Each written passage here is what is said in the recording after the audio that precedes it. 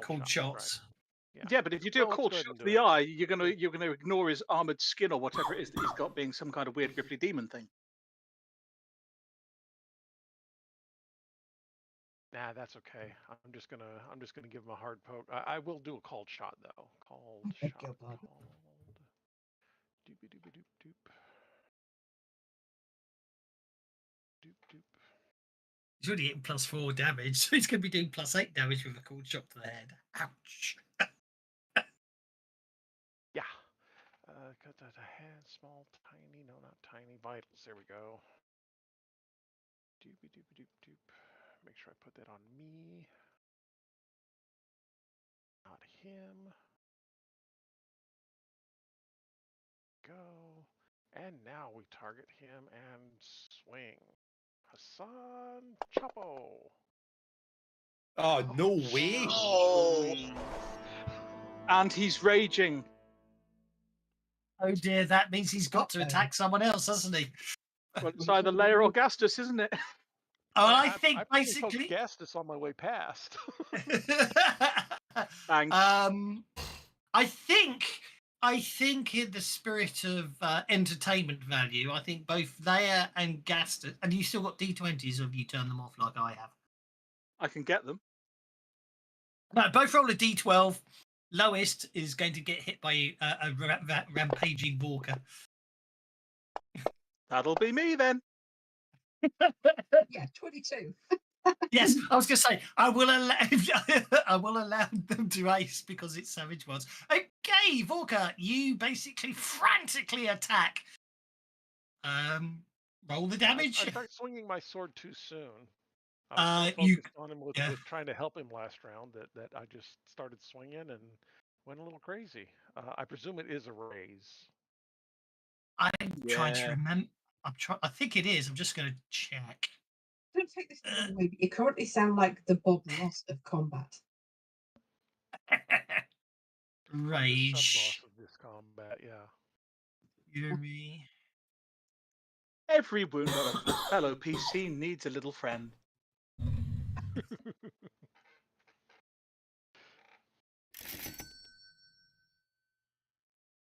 Do you know what? I don't think it does, but I'm going to. But it sounds more fun, so why not? Go for it. Roll the damage. Fortunately, you're not doing the cool shot damage on top of that. So. Those good low numbers. There we go. 2 wounds. Ooh, still 2 wounds. Boy, you're kind of squishy, aren't you? Yeah, Gastus is more about not getting hit in the first place. Oh, take the called shot off of there. That wouldn't have. Oh, it's not on there. Oh. Yeah, well. you didn't add it on. Yeah, don't worry. Yeah. No. Okay. Sorry. That's wild attack in the belt, I think. Oh dear. Here, But let me give you a couple of these. There we go.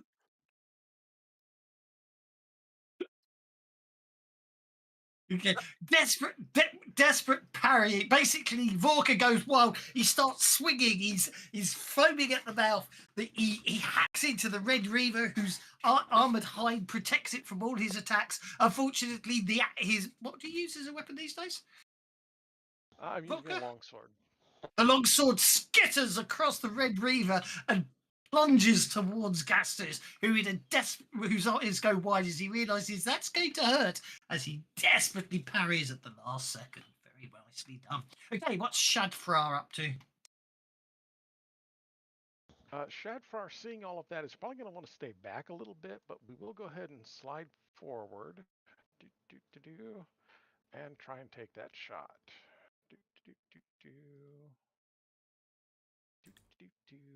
What's the range there? Are we close enough?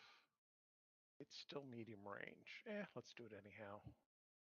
You guys are all big and tough. It would be dramatically appropriate, by the way. Just shoot Gastus in the back now. Yes. Yes. Not only that, it would be tons of fun. Well, that's a hit.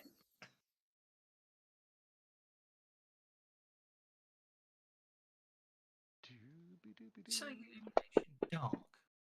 Again, they can't hear you. Not bad for damage. Too bad he's got like super armor. Okay. There, I have supported. Bing! See, I've got him distracted some more again. Or something. Right. Okay. So she. What was I going to do? She has a pace of 8. She's panicked. So she's a. Oh yes, she is panicked. She's a what? She's a wild. She's not a wild card, so she gets a spirit check at the start of her round and fails miserably. So that's it. She's running. Getting 14. Sassafras, seeing what just happened. Oh, I can. She's I can off. step just a little. Oh no. She's gonna. Oh, because Vorka's a goblin, but he's not a bad little guy as goblins going. She feels bad that he just did that. So first, because I've got some minuses on me, and then I'm gonna spend a ton of power points. 2 for rate of fire, 4 for greater bolt, 2 for heavy weapon. That's 8, 9 total. Heavy weapon won't make any difference. You might want to spend 2 on AP instead. Wait.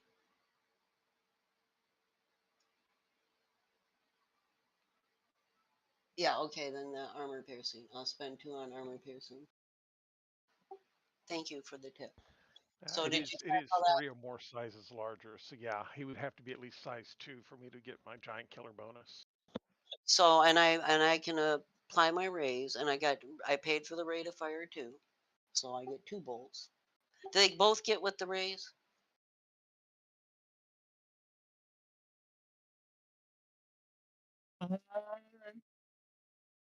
Casting 2 bolts is 2 actions, so no.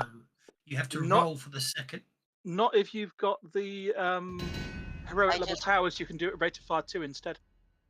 In which case, both Oh, would hit with I a rolled. raise. I rolled anyway, and I didn't have to. Well, hang on, No. let me do that damage. Actually, yes, Sassafras did say that they were paying for 2 bolts, didn't they? So no roll is required at all.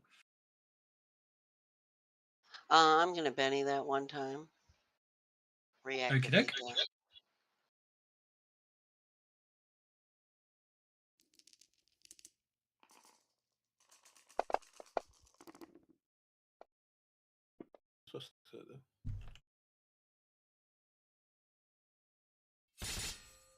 That's a wound, which I can't soak.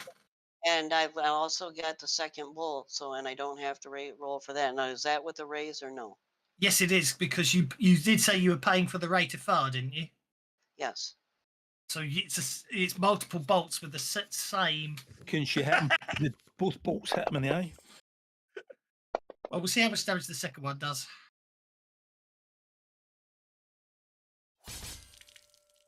Yeah, I'm We're done doubling with that this. to 50. Okay, 58 points.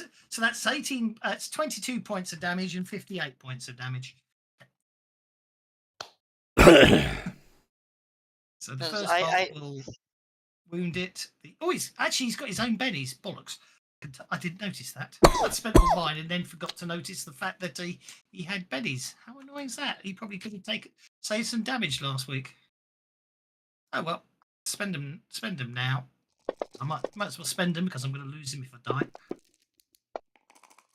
Okay. That was a high roll. Soaks the first one. Could have done with that on the second one, really, couldn't I? Yep. Oh! Okay. So after taking 22 points of damage and 58 points of damage, he's got no bennies left and has 1 wound remaining before he's incapacitated. You suck. I soaked 3 of the 4 wounds, and yep, I'm sorry. Very impressive though. Okie dokie. That brings you on to Nalmid, who isn't panicked. Panicking, I gotta pull him up.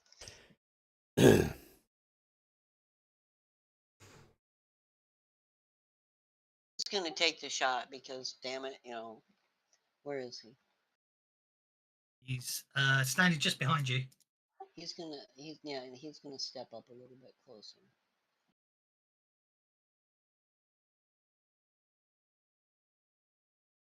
Because his nose is a little bit out of joint that the party is doing all this stuff and they were not supposed to be able to.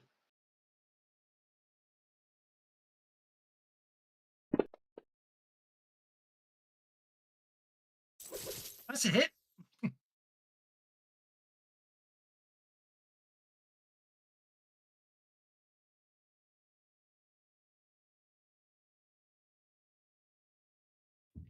Probably bounce off his toughened hide, but his supernatural hide. But so those dice could always. He's got armor piercing though on him, so not good enough, but he did really Arrow good. bounces off, and that brings you to Rudy. Rudy has already taken off somewhere because he was all panicked because that might hurt his little delicate butterfly wings. If Rudy panicked, then Rudy gets to make a spirit check.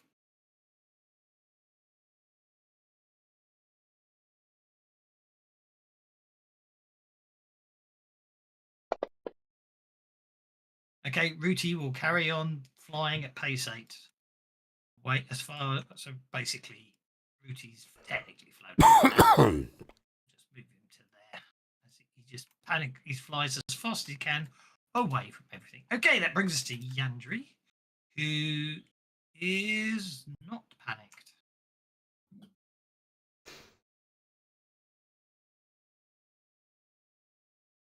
Going to move to there.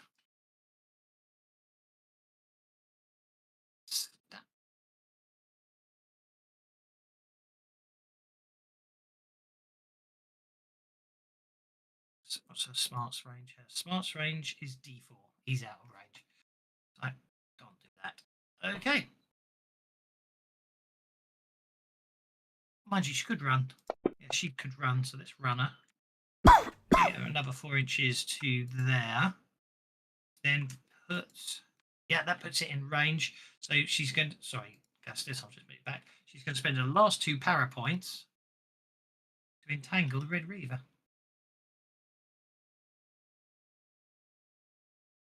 Wow, stunned and entangled. She can, but that costs her her last 2 power points to do so. And now it's your turn. Right, so Gastus is going to sort of step round the Red Reaver to there, look at Vorka and shake his head.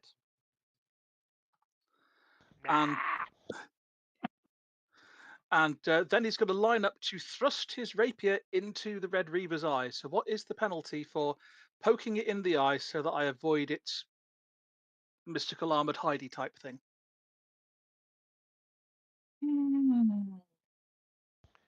Probably It's -6. That's going to be a tiny target. It's the supernatural armor effect, so I'm going to argue it wouldn't make any difference.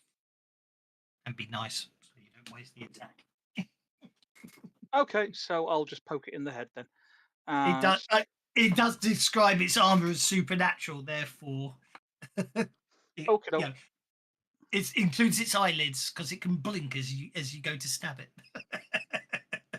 All right. Well, in that case, maybe I should step round behind it because it can't blink there. No, well, I've got a +3 from Vorka's assistance and a +2 from Thaddeus playing the card, so that will cancel out all of the penalty for the headshot and still leave me with a +1 to hit it. So I shall thrust my. You've got gang up too. Well, With my sword, you've got an extra point of gang up. Oh, I best put an extra one for that then. So, yeah, the ordinary gang up will apply automatically. So I shall now thrust the bringer of sleep at it. Technically, you should have used the +3 bonus on your soak roll. Is it your choice of which trait roll? It's my next action. No, and the soak roll isn't an action. It's attack. Yeah. Well, yeah, but but rules is written. I think it's your next. Yeah, I'll allow it, but Vigor soak checks on action. So He's standing on your head.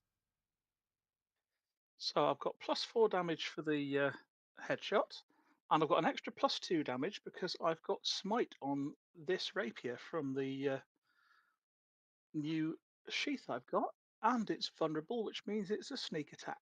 Hurrah. Yeah. For the record, I mean, all number, cool shot to the head or cool shot to the eye would have had the same effect. Is the point I'm trying to make? And except 2 wounds. I haven't got any bennies left, have I?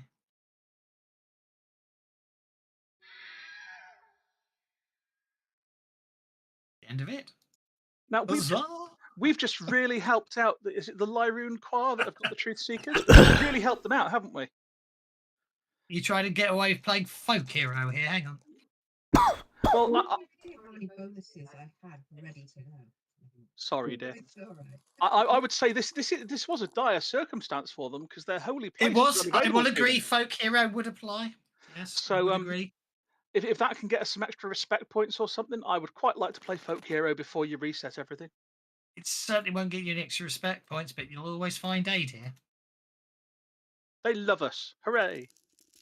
Well, actually, you'll get respect points for defeating the Red Reaver, but I don't think you won't get extra respect points, if that makes sense. Fair enough. Because obviously there are respect points based upon the fact that you have. Just in case anybody needed PowerPoints, I've handed out several different bennies. So. Oh, I had a ton of bennies, so I had already recovered mine, and it was worth spending them, even though you soaked it, because you used up all your bennies, so that fight was over. So the House of the Moon was not so much actually defeating it. It was actually you came here, didn't you? Came here.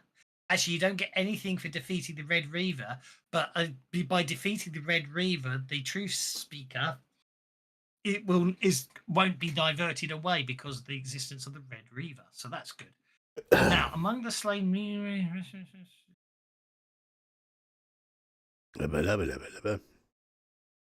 Okay, basically anyone who's panicked can become off panic. That's clear.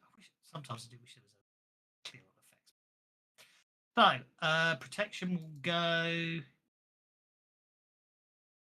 Eviction will go. Rooty's no longer panicked. Rooty's no longer the Fang. Boost trait goes. Warrior's gift goes. That goes.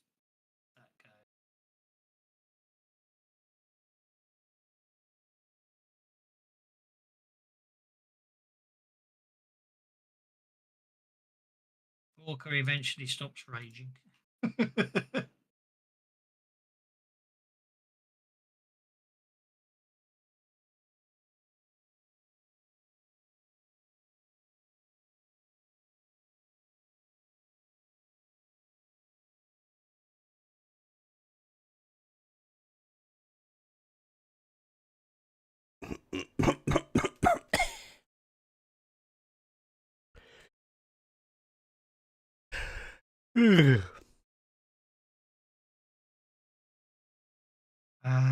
Protection goes. Boost strength goes. My word, somebody gets a lot of boosts.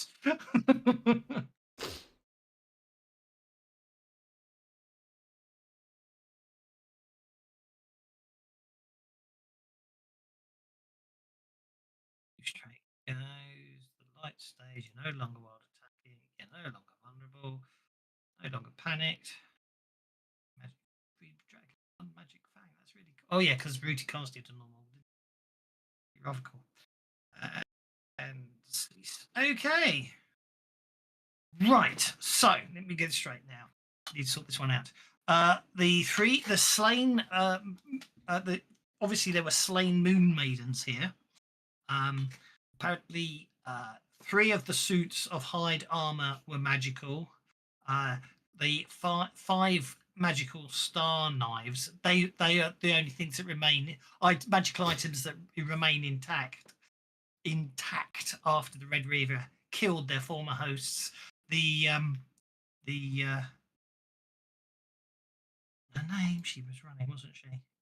Maeva and the other moon maidens offer you these magical items and suits of armor as thanks.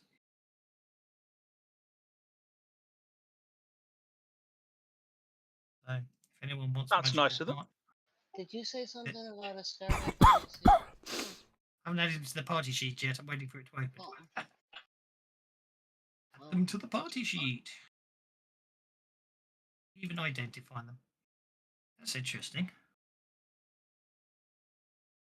It's a bug. I know the bug. It's my first bug today. I'll take one of the star knives because that's small enough for me to actually handle. Have you seen the size of them? No, so it's still small enough. No, it's. I mean, I thought they were rather small, but then you actually see. Where's one of the moon maidens? Main. Yeah, they make tonfas look like just tiny sticks. Yeah, star knives are quite scary. Yeah, they're bigger than I thought, based on that illustration. Yeah, and the fact that you can still throw those. They're basically some kind of like punch dagger chakram bastardization thing. They are. Should be 5 stars. So I need to increase I the will 4. sooner There we or go. later learn a spell to make it shrink it down to my kind of size. It's not a problem. There are none of the rules about weapon sizes in Pathfinder for Savage Worlds, fortunately. Nope. So, yeah. So even although what's her face still has a giant sized bastard sword back, doesn't she? It's the only one I know now. Yeah, I think I would like to do a little. Okie music, dokie. yeah, while I'm here, in the form of some dancing. Your microphone's being shit today. Your microphone is very bad today. Sorry, my connection sucks. Can Not you your hear me? fault. It's the microphone's fault. Yeah. Blame the microphone. Right. Same as Doswell blames the microphone when you can't hear him talking halfway through his videos. Anyway, so where were we? Okay. So obviously the truth speaker will be on his way. Obviously, if you don't want any of those items, they will take them back. But you could, well, you certainly can. However, and I have to admit, I'm not necessarily this in a completely. Okay.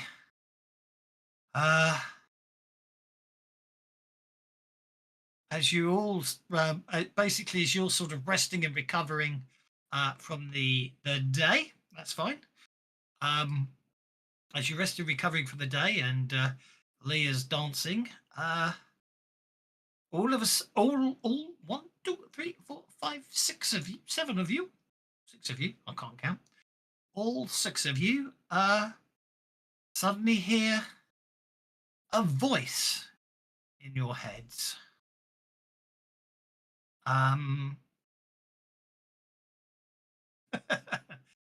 Yes, you could. Logically, yes.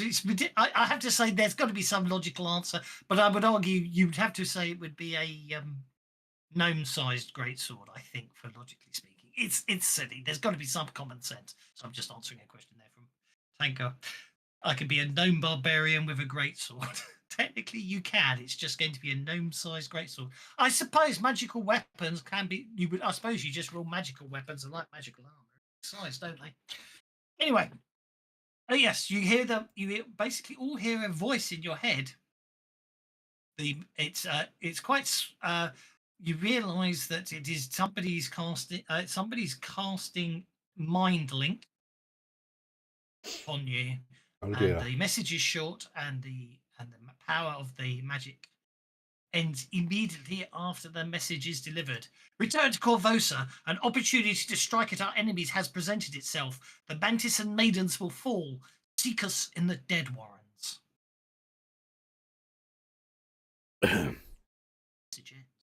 I just got a text message, guys. It says go back to Corvosa. Gastus does not misstep when that happens. I was about to roll that myself. Unfortunately, Oh! completely through me. What's it with us in critical failures recently? It's all right. I caught you. It looks like a dip. You are a gentleman and an excellent dance partner. We need a Okay, spirit so round. before I award bennies, I need to go back to the party sheet and go reset adventure cards, reset bennies. Okay, so recognize the voice. Yeah, if you're a native of Corvosa, you recognize, you possibly do.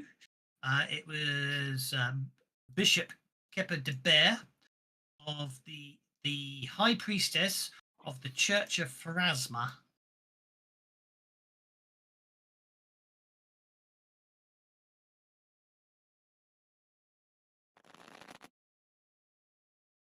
Resetting adventure cards. I will then award Gastus a Benny for quick thinking and saving Leia as she missteps, and then Tank Girl says I have to give you all bennies.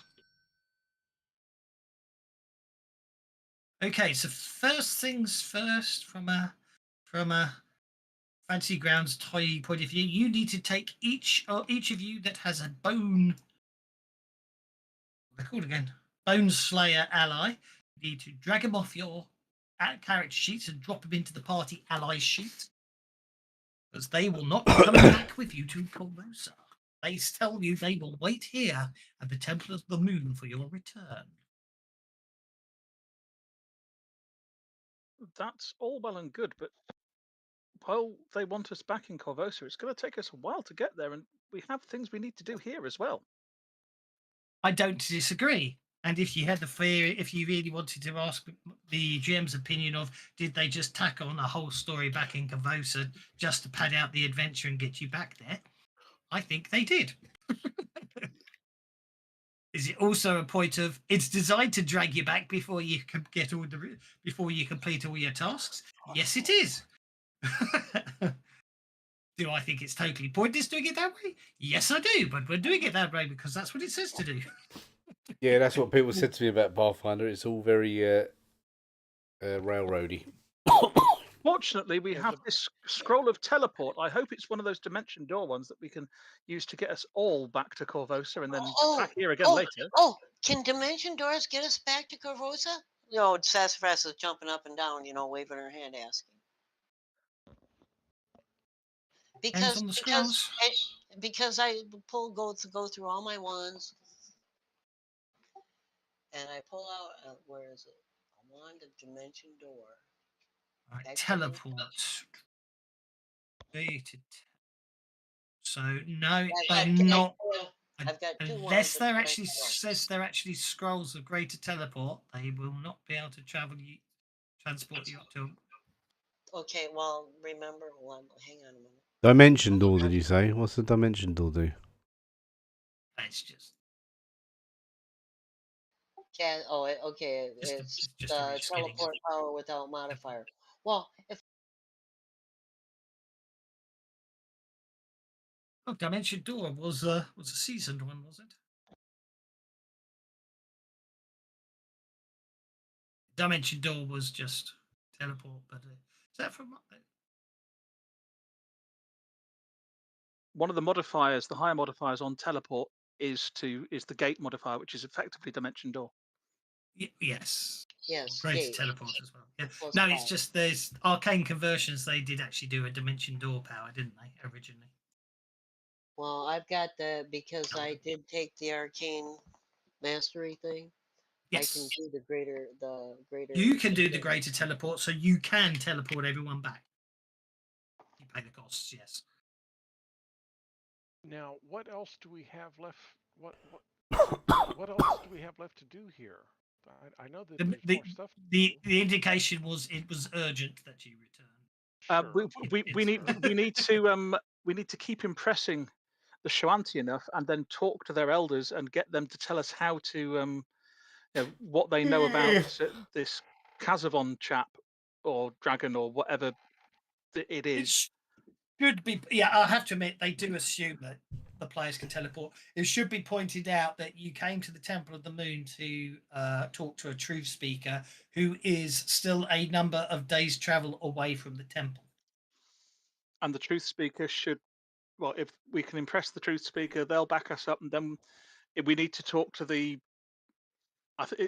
one of the other clans that are particularly down on outsiders and give them, look, we're really good and we're like friends to the Shawanti, so please tell us how to defeat the big bad or the plot's over. So they're going to tell us eventually, but we've got to be around at the right time to get the information. Yeah, you got to basically go to Crojan's home tribe, haven't you? Oh joy! Crojan eats what he kills. That's where because you've got to do you've got to do where's Laius? The trial of the totem. Right, and we can't do that until we've impressed them enough that they'll even let us do it. Indeed, which means you need this truth speaker. So you'd either be sitting around here for a few days, or you can teleport back to Corvosa and see what's going on over there.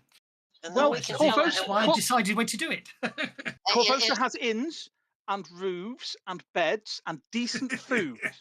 And since I learned how to do this new spell while we were out wandering around, Sewers and garbage dumps and 7. Well, yes, we it can does get have there all of whenever- those as well.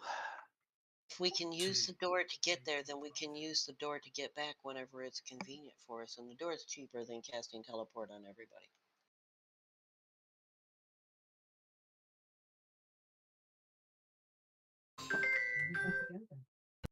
Well, actually, it's interesting. Actually, the gate power, instead of teleporting, you open it and you creatures and objects can travel through from this gate. Okay, so interestingly enough, the cost for it would actually cost more to create a greater teleport gate than it would be just to teleport the seven of you back, because I make it 7 power points plus 5 power points. I don't get confused by the word gate, right? It's just what it is just greater teleport, end of story. Well, vanish. it said no. I'm looking at No.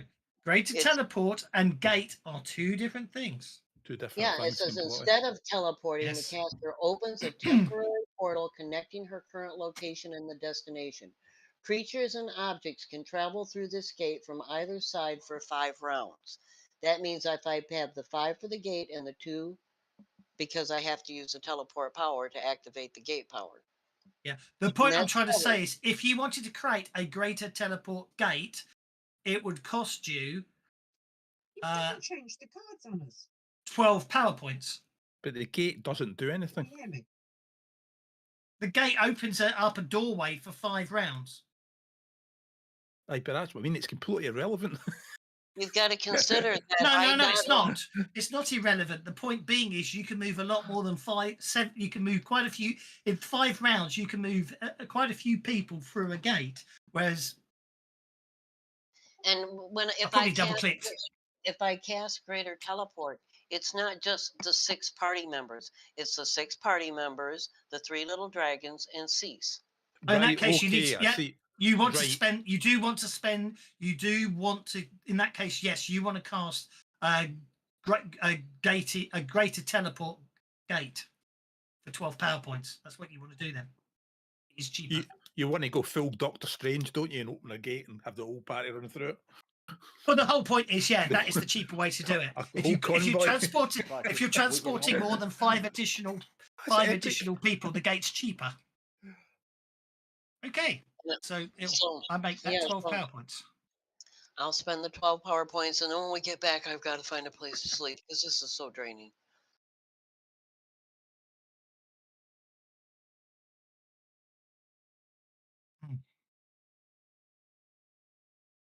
Actually do the cast since we're not in combat. Oh yeah, just cast away. Let's support with drawing out the runes and things properly. And okay, you got a raise anyway, but never mind. Yeah, because I'm just that good guest, Phineas. You should watch and learn. Okay. So a gate appears a gate appears and it shows you.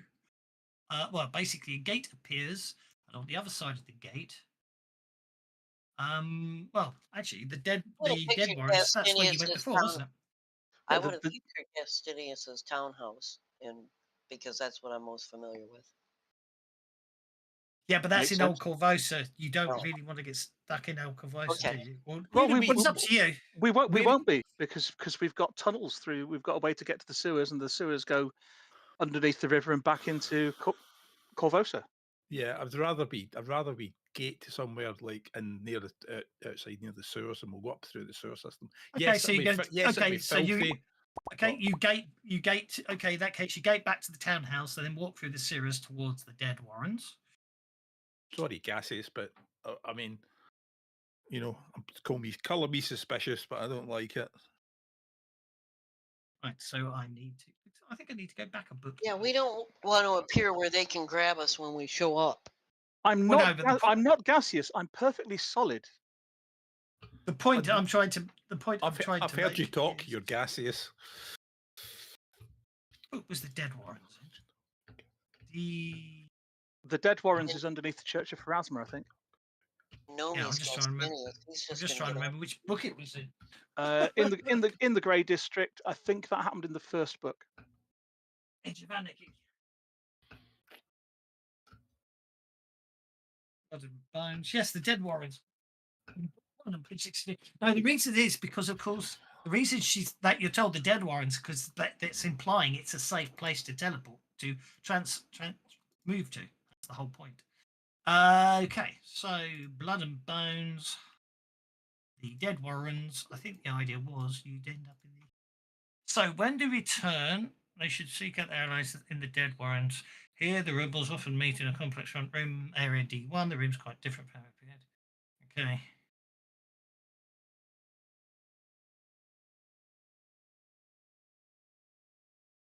The rumors message.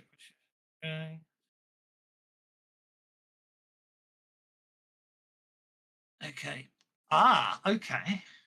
Right. So you travel. That's absolutely fine. I understand what was going on there. So you travel back to Gastus's home.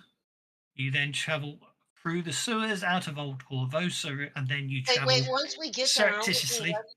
Aren't we going to rest a bit because some of us have got fatigue and low power points and It probably would be wise after that fight to at least rest for the night. I mean, while they want us back to Corvosa quickly, they know that we're somewhere off in the wastelands. I think having a night's rest would be reasonable. I wouldn't rush back anyway because it's going to be a trap. You know it's going to be a trap. I mean, who knows where it came from? And if it came from an ally, they've probably been captured, tortured, and gave us up because that's the way this works. Well, and a meal wouldn't go amiss either. And Okay. So in the morning, you head to the dead warrens. Okay. You know, it's not paranoia. It's not paranoia if they really are after you. You know? So you can take my fatigue. Okay, good. How long does that energy drain last? Permanent. No, it doesn't. It goes away after 24 hours. It's permanent.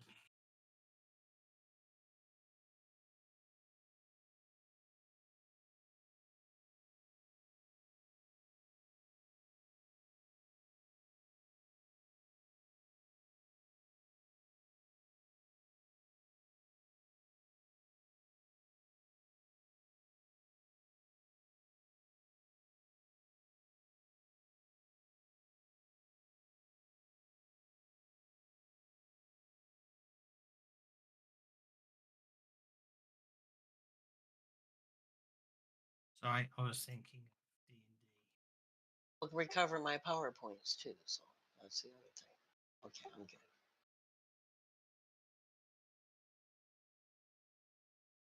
Every 24 hours, you regain 1 die type. I'm thinking the old days where basically you needed to have restoration cast on you to get the power back, which does still work in this game. And you lost a level, but it comes back 1 die type per day. 24, yeah. So Sassafras has got 1 to go. Gastus is back to normal. Okie dokie. As you approach the dead warren's entrance, which remember anything, and I've got the map. So Edge of Anarchy, the Dead Warrens, Corvosa. Oh, it's the graveyard, wasn't it? Vast Graveyard, also known as the Grey District. So you'd be heading to the Grey District. So once you get it, located the edge of the Dead Warrens is relatively simply. Basically, Cressida gave you the instructions on how to get there, so I can't remember, but it doesn't actually tell me. Yeah, mourners do not visit here for the dead, buried in Potter's Ward, leave you behind. So, Potter's Ward it is.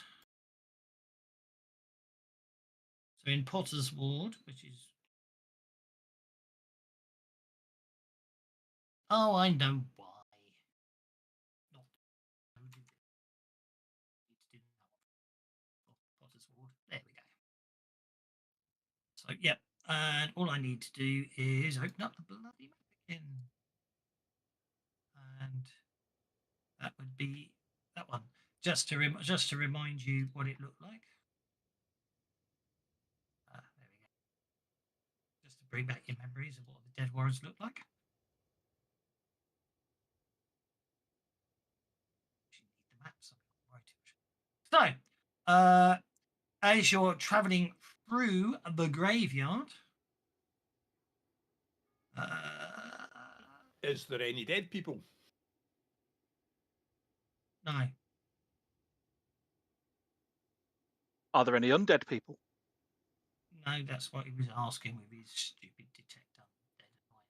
Anyway, when we should recheck out the allies back to the Dead Warrens, Are there any evil people? Who's got detect evil range 120 feet then? Well, it doesn't say I've got a range. It just says I can detect evil. Line of sight, mate. Can I see any evil people? No. Well, probably as you're walking through Corvosa, yes. Anyway. Are any of them very close to me? Anyway, where were we? As you approach the Dead Warrens, Cressida Croft meets you and greets you and gives you the password to come and go from the ossuary with ease. You knowing this password means you can teleport straight to the ossuary in the future. If you tried it now, it wouldn't have worked. It's good to see you again. And you're just in time. The password to get into the Dead Warrens is Blackjack.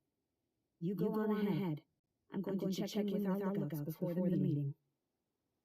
It's interesting. Double click it and it does play it twice. You got the password. Future reference. Might want to take a note of that. Okay. Once you, as you, but teleport and open portals and stuff, that would be handy to have. So you basically walk up to the entrance to the Dead Warrens. The door in front of you is magically locked. Blackjack? The door unlocks. 1, 2, 21. and 21. And you're able to enter. Within the ossuary, Bishop de Bear, who sent you the message, greets you, her expression somber and her manner grim. There's also one additional individual in there. None of you recognize him. He's a florid, heavy-set man with short brown hair and beady eyes. If anyone would like to make a common knowledge check, do so.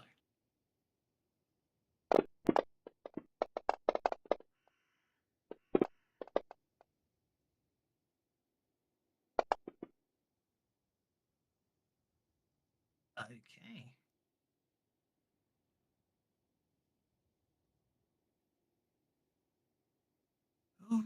Okay.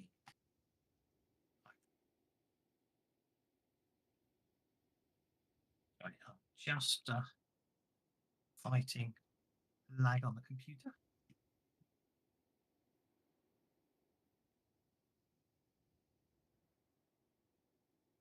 Who made it? Sassafras, Thaddeus, and Gastus.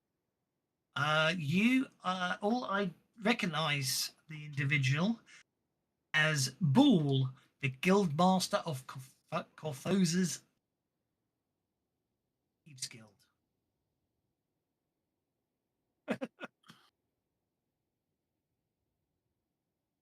and basically the Guildmaster of Corvo. Sorry, I'll share the image. The Guildmaster of Corvosis Thieves Guild, also known as the Cerulean Society.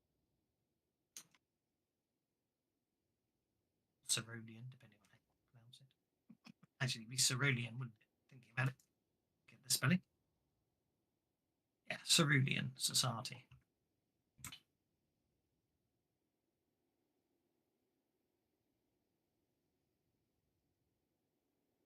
At this point, interesting bedfellows, Gastus will say, eyeing him and confirming whether he's evil or neutral, because I can now. I'm sorry. Ignore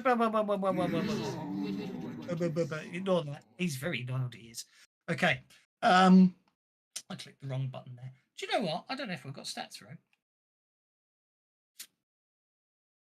But given he's the head of the Thieves Guild, I suspect he probably isn't. He probably... Anyway. This gentleman is Boole, Guildmaster of Corvosis Thieves Guild, the Cerulean Society. Tell them, Boole. Tell them why I'm tolerating your presence. I just realised they're putting an echo on, aren't they? Because you're underground. That's what it is.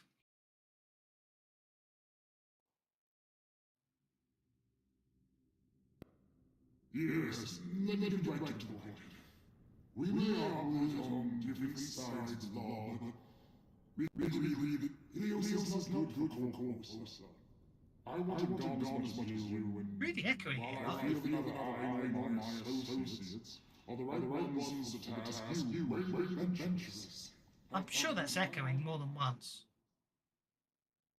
Yeah. It is. I give up, which is annoying because some of the information. Anyway, we'll give up with that. I don't know why Sirenscape's got it echoing twice there.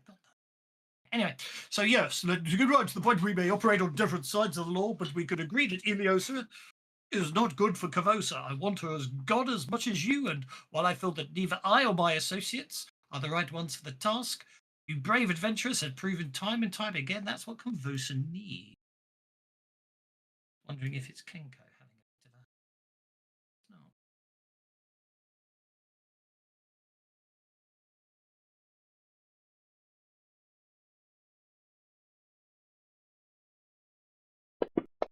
It's something Kenku's doing, doubling it up for some reason. Key. Without the Grey Maidens to police the streets or the Red Mantis to stalk the alleys, Ilosa's grip on Corvosa will slip. Yet in their fortress at the Log Acre building, the Red Mantis and the Grey Maidens are bolstered against attack. Many who work within the building may yet be innocent, forced to comply with the Queen against their will. But as it happens, I know of a back door into the chambers below. I know the secret to the Death Head Vault. If anybody wants to make a common knowledge check about the Death Head Vault, you can now. Seems reasonable. Aye, the Death Head is actually something else, though, isn't it? So it's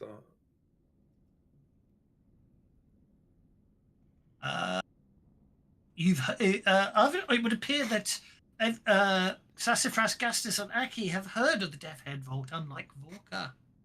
It is where the most violent of Corvosis criminals go to be imprisoned and, in many cases, executed. See if I do it a different way, if it works. This vault. Not a great place to go then. No. But it would make sense that that's where Iliosa is people that... Yeah, it's true. Sorry, I didn't hear what you said because I started him talking It again. would make sense that Iliosa, that would be a good starting point, because I'm betting the people Iliosa most hates, if they're not already dead, are there. I have no doubt she has rounded it up and imprisoned anybody who might gainsay her. But it should be pointed out, the Death's Head Vault has been where Corvosa has done it for many years, long before Ilosa came along, but I agree, it makes sense for them to be there. Right, let's see how this one comes out, otherwise I'll parrot, because this isn't actually written out, they just paraphrase it, so it's intriguing. Well, you see, for many years, the Cerulean Society has had an arrangement with the group of Darrow who operate in a secret network of caverns adjoining. That's terrible. I'm going to give up on that. I don't know what's going on with that. It was absolutely fine when I tested it earlier. I think it's something's going funny with Kenku that doesn't make it work today. Yeah, But anyway, it's definitely gone funky. It's definitely something to do with Kenku and Discord. If I don't pipe it through Discord, it's okay, which is very strange. But anyway, so I'm just going to have to paraphrase it. So, yeah, Bull goes on to explain somewhat sheepishly that for many years, the Cerulean Society,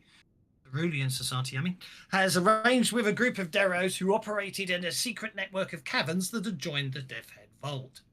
As long as the Cerulean Society provided the Derros with a stock for their experiments, vagrants and lowlives no one missed, I assure you. The Derros allowed the Cerulean Society to use the upper level of their caverns as a secret route to occasionally smuggle prisoners out of Death Head Vault. The thieves sometimes freed fellow guild members and sometimes were hired to rescue a friend or ally from the prison. The Derros were master of stealth and hidden architecture and maintained this access route for decades. With the Cerulean Society's support, abducted prisoners were often replaced by insane patsies who would then live out the original prisoner's sentence without the arbiters realizing it. Bull makes no excuses for the practice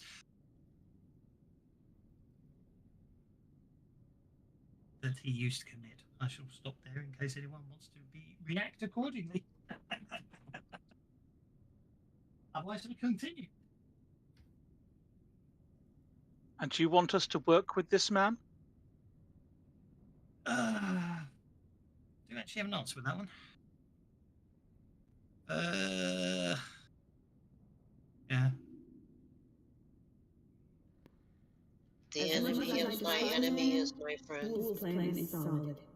A successful raid on Death Head Vault could throw the Grey Maidens and the Red Mantis into disarray.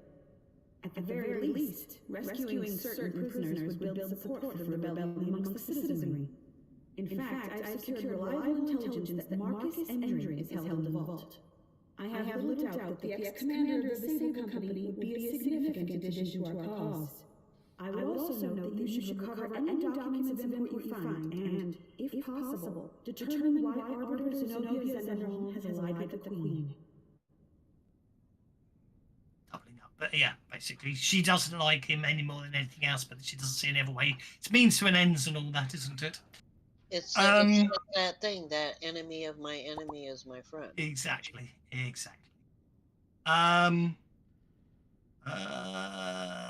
That's why you're hanging around with me then, Sassafras?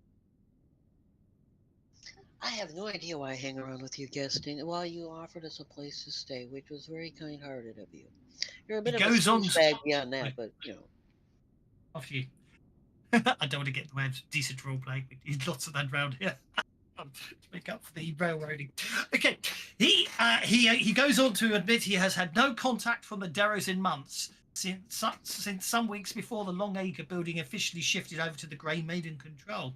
He's done some investigation on his own and is convinced that the Grey Maidens and their allies, the Red Mantis, have discovered the hidden Derro caverns and are using them to some manner. He also confirms that the secret door leading to the Derro Warren from the abandoned sewers still operates, and while he cannot vouch for what new perils may wait within, assaulting the Longacre building from this approach provides a direct shot into the prison's heart. Bull also provides you with a key that he says can unlock several, but not all doors in the Death Head Vault. And although it was a bit echoey, I don't know if you made it out. Basically, one of the main reasons for going that she's prepared to put up with this plan is I've lost his name. Was it Marcus Edrin? Did you say? Yeah, Marcus Edrin, the ex-commander of the Sable Company. You know, the one who stabbed her in the face, shot her in the face. He's held within. So if he could be rescued, that would be he would become a significant supporter of the rebellion. I'm going to see if I click down here and it's less echoey because there's another bit that Cressida says it much better This is exactly the sort of mission that you've been working towards over the last several months. You have the skills we lack, and if we're being brutally honest, your opposition of the Queen is known. Even if you're I give up. it won't It is be definitely long. playing it all twice, isn't it? You can hear it because there was a lag there. Ah, the best viewers have turned up. Ah, they never give out Benny's the best viewer. In settings, Anyway. have you got multiple outputs selected? What? But you're all hearing it in dual, aren't you? Yeah, but if you've got multiple outputs set doing that, then it'll play it in your speakers and it will play it in Discord at the same time. Man, I'm hearing like stereophonic echoes. It's really. But make sure in settings you've got multiple outputs turned off. I haven't changed anything since I set it up all those years ago. Multiple outputs is turned off. Let's try clearing the cache. Maybe that's the problem.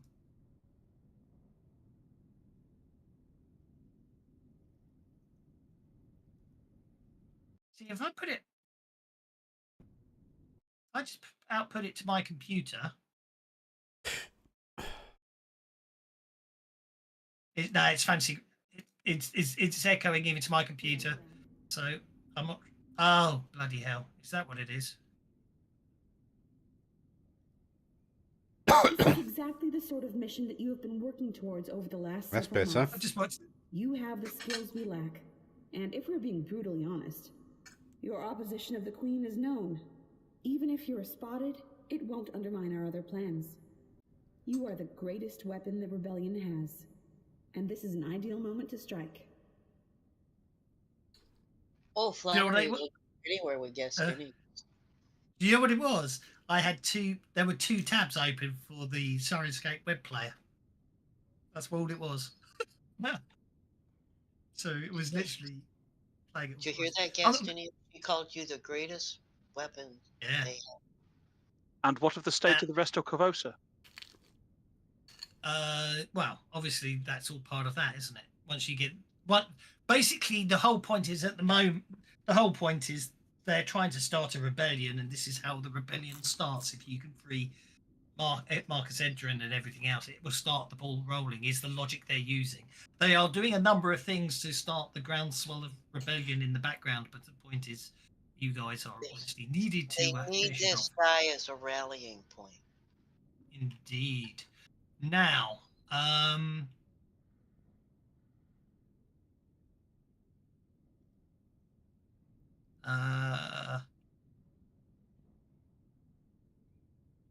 also, obviously, the point as well is at the moment it's too early on, so you are technically expendable, aren't you? Or rather, if you're caught in there, as she says, basically as known to be already opposing the Queen, it could just be it was something you were doing on your own. So you're not expendable because she's had every competence you could get away with it, but you going in doesn't expose that the rebellion is growing and who's part of it if you do it because you're the most vocal opponents. In the matter of defeating the Grey Maiden leadership, Bull might actually be able to do something now, so I'll see if he can tell you about it. Oh yes, regarding the matter of Grey Maiden leadership, I have one final gift to offer. I've prepared a set of coded documents that I can arrange to fall into the Maiden's hands. Cordiatra fancies herself a code breaker, you see, and the acquisition of what may appear to be documents concerning a rebellion would be too much for her to resist, I would wager. By releasing these when you are ready, I can guarantee she'll be holed up in her quarters deciphering them. Easy pickings to capture or slay. So there you go. Fake documents. He just said, yeah, I missed it. It was real hard for me to hear from here. I'm not sure what the problem I agree. He's got a very poor type voice. Bull has one final gift. He's prepared to set of fake coded documents and arrange for them to fall into the hands of the Grey Maidens. Logically, that means you've got to wait a couple of days to assault the place. He knows the group. Let's assume he's already done so. Freeze. He knows the group's second in command, coordinator of fancies herself a code breaker, and the acquisition of what she suspects are documents containing information about the rebellion would be too much for her to resist. So, in anticipation that knowing you lot would like to move quickly, Cressida has already arranged for the documents with Cressida and Bull have already arranged for the documents to be acquired by the Grey Maidens. That deals with the second in command of the Grey Maidens, but what of their commander? Surely the commander will just promote somebody else to be her lieutenant. I didn't write the adventure. Vorka looks over at Gastus and goes, "A document that has no meaning that she's going to want to interpret, huh?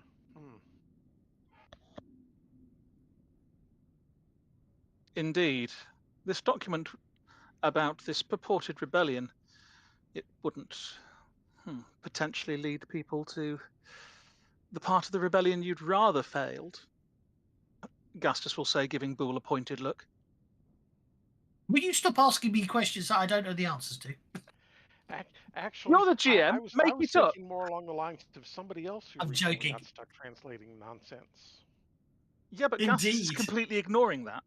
Well, he's doing it wrong anyway, so it doesn't matter.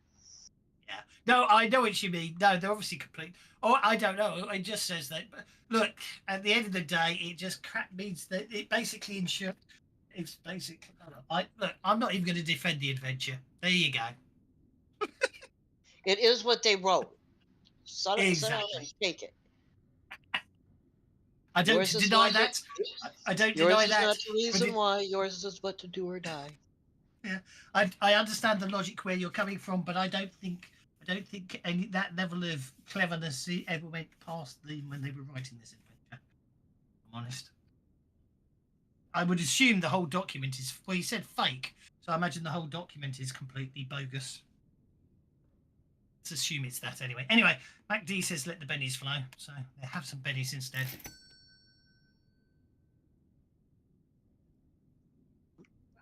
I'll turn to Cressida Croft and say, well, I hope your trust in Mr. Boole here is not misplaced, and you're not leading us and yourself into a trap.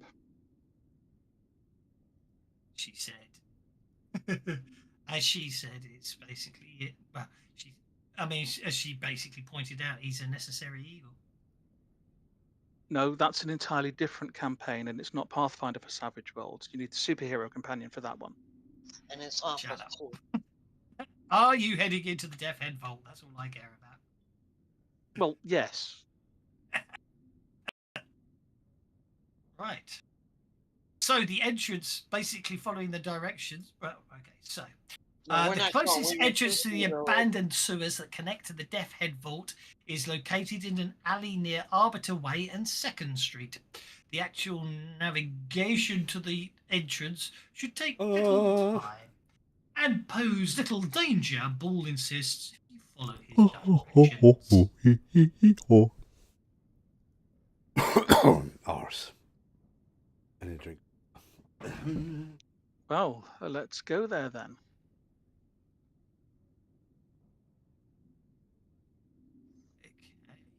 So, is Arbiter Way anywhere near the magistrate's building?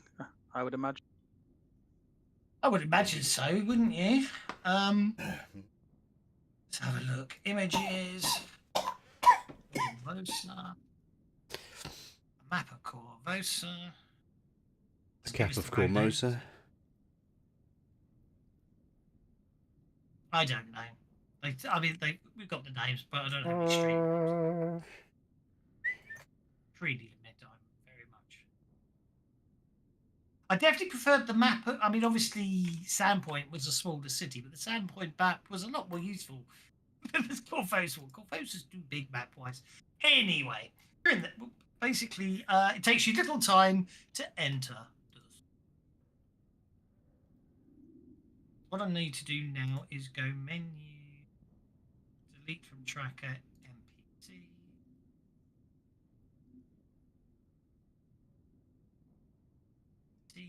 Then I'll go menu. Yeah, you got a lot of people add to tracker. that aren't supposed to be. Allies. That should just add back the allies, shouldn't it? And probably, and depends how many lone wolves got sitting in there at the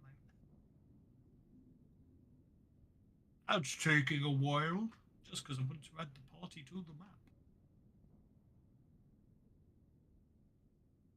And by Fantasy Grounds has frozen.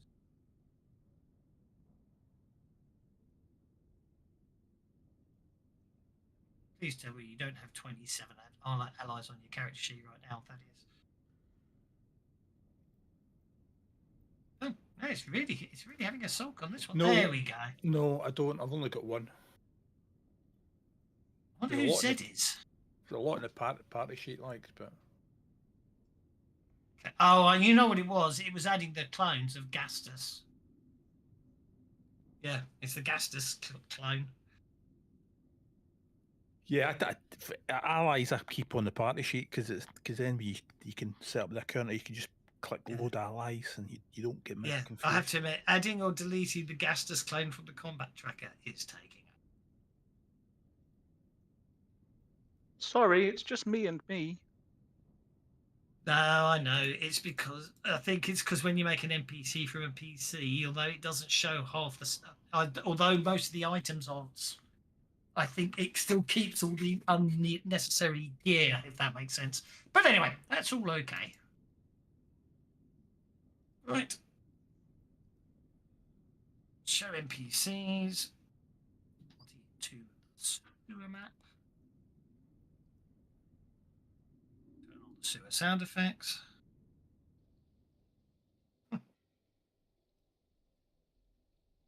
Sewer odor. No, we don't need that. Oh no, not smell-o-vision.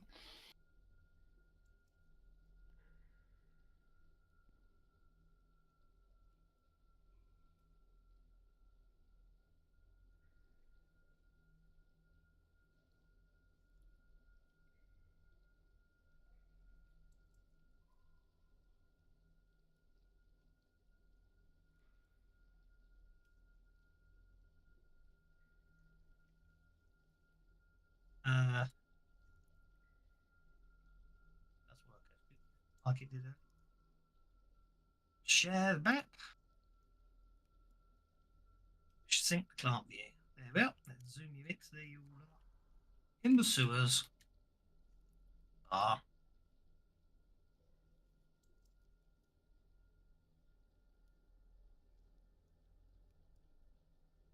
A 10-foot wide trough of murky water fills 2/3 of this wide brick-lined tunnel. A slimy 5-foot-long walkway runs along the eastern side of the waterway. I'm going to assume you're actually using the walkway, although I've put you all on in the water. I'm going to assume you're actually on the walkway until, unless you need to be otherwise. It was just because I can't fit you all on the walkway. A wall of rusty iron bars with an equally rusty gate atop the walkway blocks the passage up further into the tunnel. Further to the south, the tunnel dead ends in an ancient collapse. There we go. This is the door we need to go through, yes? Yeah, let's just stack you horribly all on top. There we go. Who took the key from him? Well, that's a good point, actually. I really should make that an item, shouldn't I? Let's go to the party sheet. Go to inventory. Create a new item. Call it. I vote Gastinius took the key because he told Gastinius he was the greatest weapon that they had. Anyway, I've added it to the party sheet. Also, I need to, if you're not taking the star knives. I may be the greatest weapon, Sassafras, but you're definitely the greatest tool. And she looks at you, she gets a gnome puzzled look because that means absolutely nothing in her gnome culture.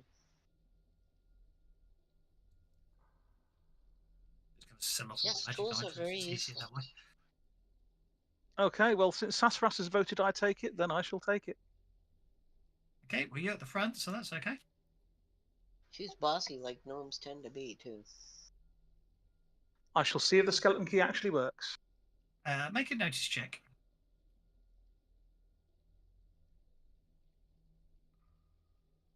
Hey, by the way, it's going to be a trap, isn't it? Oh, probably.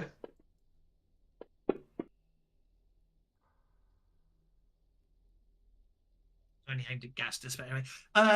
Gastus, as you examine the lock, you notice the rust is cunningly applied paint, and the bars of the gate are actually very well maintained. Bull's key will unlock it. You put it in, it's not, and you realise it will turn. Then I shall turn it. Unlocks and opens.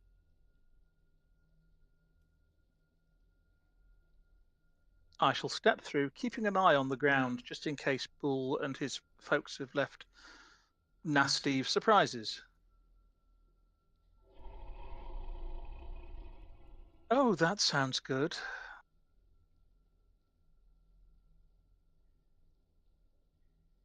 Can I see what made that grumbly, grumbly noise? Don't know, actually. No, you can't. It came from the darkness ahead of you. Oh dear. Otyux, after you, Mistress Leia. Gastus will say, flattening himself against the wall as Leia pushes past. You don't want to know enough. Leia, of course, can actually see in the dark, and therefore she can see what made the noise.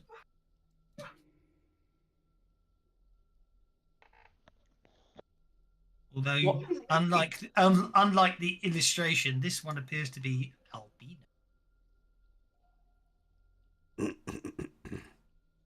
Why don't I want to know? I think I want to know why I don't want to know. Volker?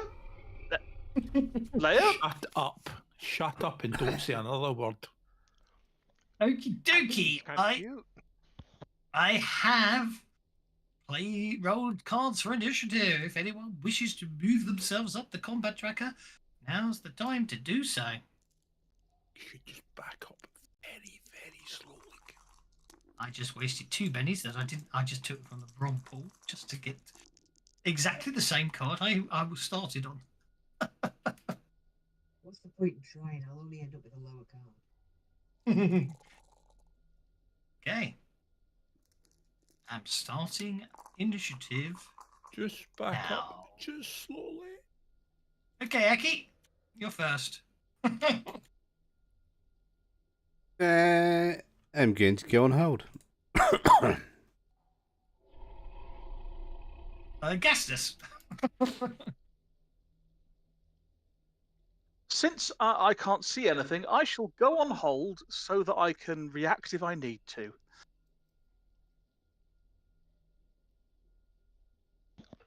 Woohoo! Sewer creatures to fight! Yay! Otyux? Please. Okay. Okay.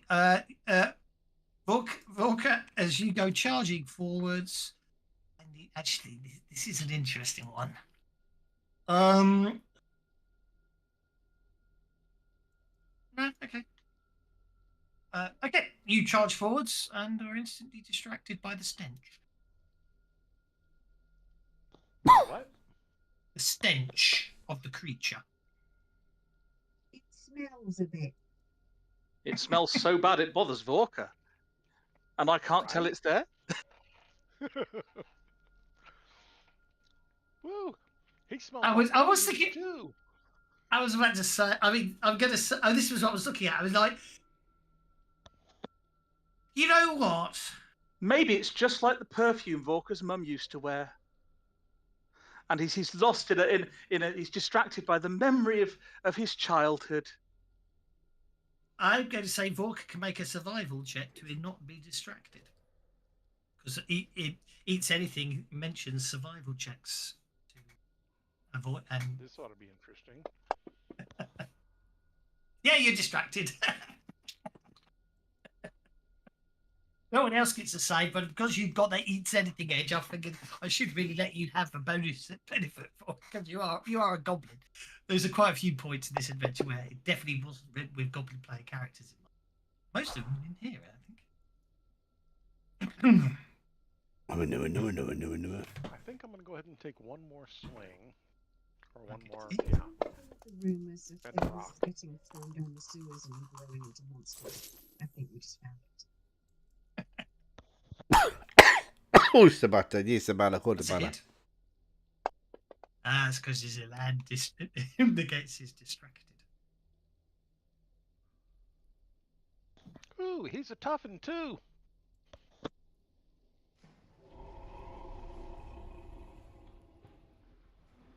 So it smells and it growls. Will somebody tell me what, in the name of all the gods, we're dealing with down here? It's a Ruffalo. Gruffalo. One of the two. Everybody knows there's no such thing as Gruffalos.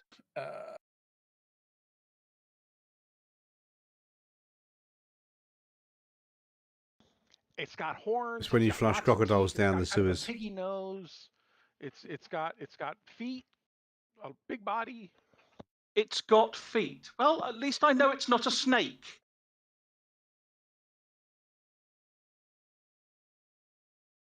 Oh, it's going to go next as well, isn't it? There you go. Not that you can see it. There you go. Hang on, are the horns red? It's an albino one, apparently. Do the horns look like they'd be red if it wasn't albino? I can't tell. It's too dark. It must be a catoplopath. This is not a cat. You're asking someone who sees in black and white, are the horns red? Absolutely. Did somebody say it's not a cat? Yes, I believe Orca said it wasn't a cat. So this is not very helpful. Well, wouldn't it be better if it was like a big cat? You said it was a cat or something else, and it's not a cat, so it's got to be the something else. You said cat. I haven't lost. Oh, bugger this! What size is it for purposes of PowerPoints? 4.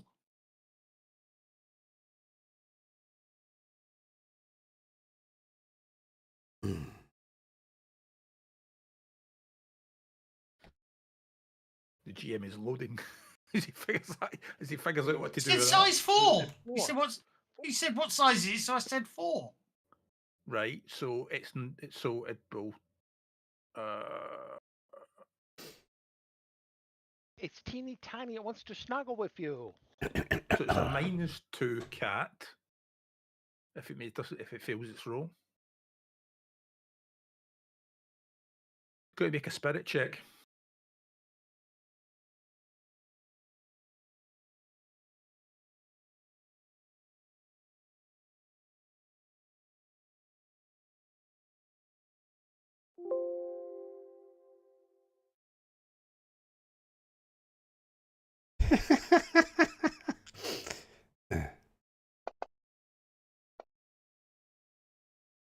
Makes it spirits check. Right. Oh, versus your arcane. Got to beat a 9. You're going to have to Benny out of that.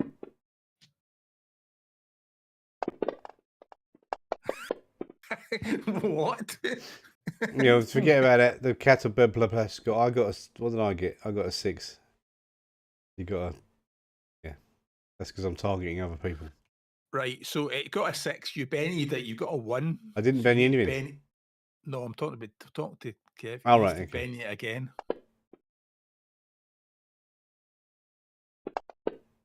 And Benny it again.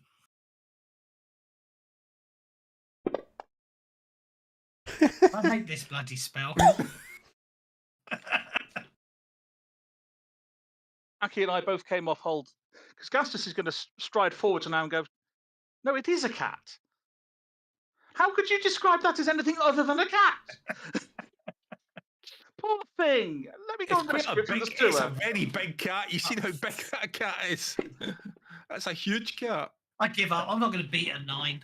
No, when you do shape change, doesn't it change its size as well?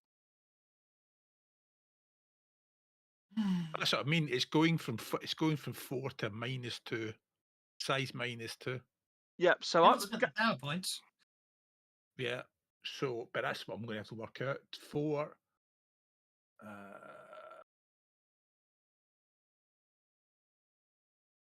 15 PowerPoints. That's okay. It's 15 PowerPoints. I suppose it is 15 PowerPoints to turn the bloody thing. That's just ridiculously annoying spell. I'm sorry, that's a very annoying spell. So as Gastus comes off hold, he'll run up there, see the cat floundering around in the sewer water, jump in and pick it up by the scruff of its neck and say, "Poor thing."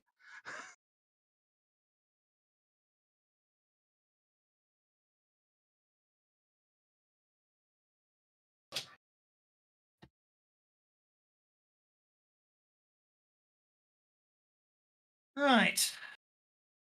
Actually, I'm just going. I don't use that spell often. It's quite an awkward one. Yeah, so yeah, Gastus is going to go down there, jump over into the sewer water to pick up this little cat that's flailing around in the water. Oh, poor thing! And put it. Wasn't a cat just a second ago. What? But well, where's the thing that was growling? Right. So okay. I pointed at the cat. No, that's cat, Vorka.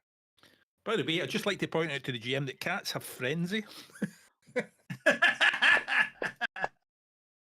Oh, for flip's sake. Okay, so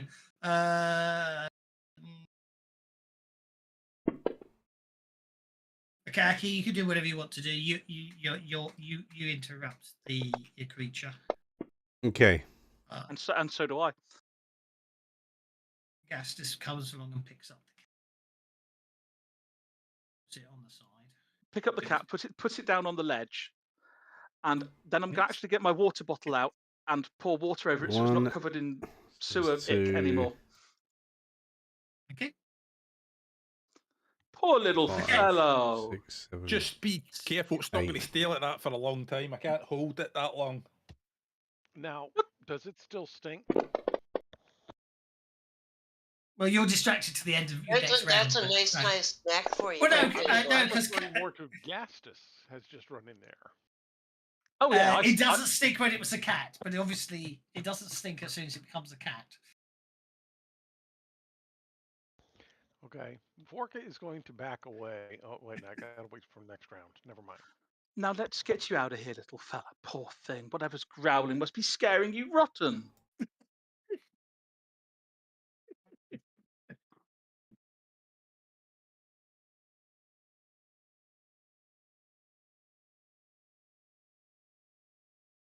Hey, Leia, I think he's lost his mind. Guys, what the fuck is going on? The hell was that? I must have. Man, it didn't work. Do what? Who just said that? I went into the soundboard and it obviously activated by mistake. I'm going to think it's a talking cat. What have I done? What have I done? Duck, what have you told me to do? I was just trying to see if Discord had on a soundboard on Discord had a cat sound. I typed in cat, pressed return, and it activated the very first sound on the soundboard. Which turned out, and I typed in cat, which seems to be WTF. So there you go. I did some smiting. Anyway, so you've done some smiting. Okay, that means we're down to Sassafras. Now, didn't Thaddeus say something about this is not something he could hold? Yeah, I got a cat as well that I was moving for you. I'm sweating bullets here. Oh, I'm gonna have to play this to see what it is now because it's brilliant. I love the name of it. Nothing. Wouldn't that not do anything? Well, that was anticlimactic. It was. Oh well. it's a sound effect that obviously doesn't work. It was called "I Was a Cat." Oh, cat attack! I don't know about you. I'm not hearing any sound effects. Okay, is it Cease's going first, or what are we doing here? So that I Well, can Cease is going, but someone skipped through.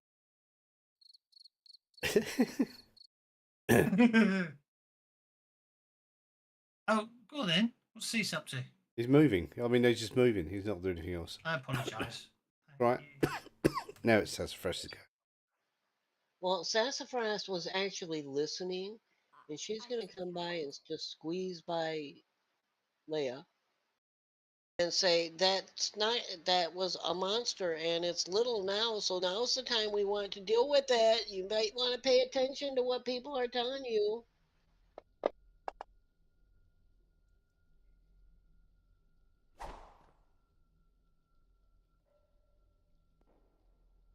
Okay, Sassafras tries to lightning bolt the cat, but the cat just jumps to the side. It's a big cat. It's -2. That didn't hit. It was. Oh, okay. No, I'll Benny. It's -2. Oh yeah, it's not. It's a big cat. Is well, you said you take it down to size. What's -2, weren't you, rather than I size? think more kind of little length thing. Yeah. Size Yeah, is it so probably I know more links. whether I hit or not, or whether I need to put a penalty on here? The penalty's I'm saying automatically that- taken care of. That's what I was saying. The GM can still attack, and he's got frenzy, probably. Well, I hit him with a 5, and I should have hit it. So if I didn't, I'm going to Benny at one time. That'd be at the -2, even if it was just small rather than very small. So a 5 Yeah. So would be a yeah, 3, which would be a miss. You still missed. I'm going to still try one more time. Okay. And at least as Bolt sizzling by him might get Gastus's attention.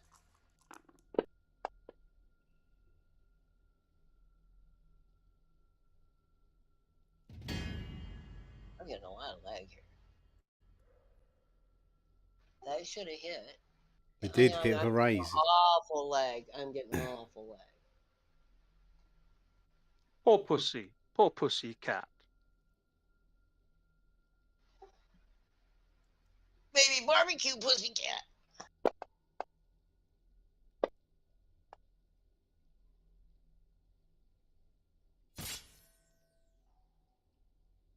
See, now, Vorka, that would make a nice snack for you.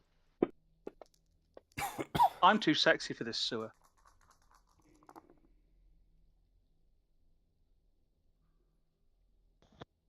I totally didn't know he was going to say that when I I typed know that. what that really is. I don't think I want to eat that. Thank you. You smelt it, didn't you? The cat. Cat is a soaks damage. Brings us to Rooty. Did Volker make the notice check? I didn't notice. Oh, he was distracted. That's fine. Rooty.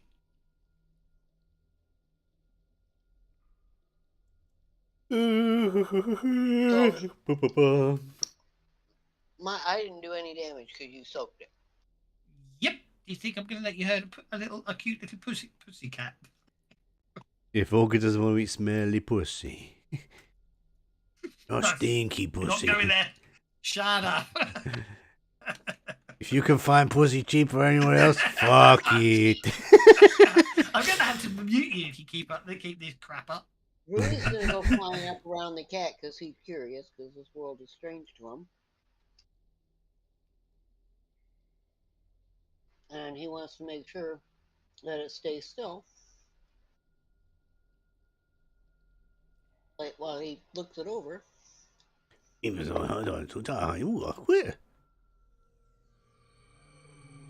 he can't Benny. He cannot.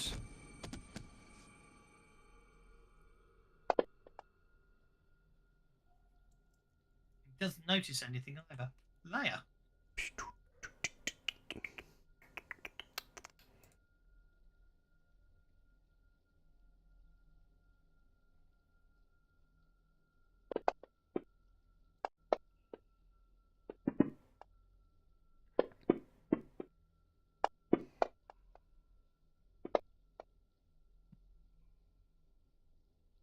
Oh, Gaseous, you're in trouble. What did I do? No, I think someone's being very persuasive. Well, convince me that it's evil. Apparently. Well, since I didn't actually do any actions, can I detect evil on the cat? Mind you, that's just kind of par for the course, isn't it, really? The cat is not evil. He's just a little putty cat.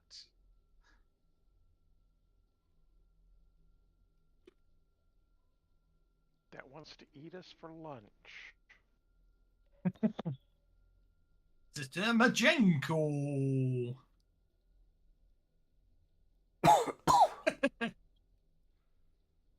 Let's lay his microphone given. Okay, I'll write this one down. No more small cats, giant spiders, and Okay, new round. Okay. Did that? Oh, it did. Sorry, I didn't mean to move it on. You can still spend bennies if you want to. Well, I'll pick the cat back up by the scruff of its neck. Okie dokie. Make a notice check.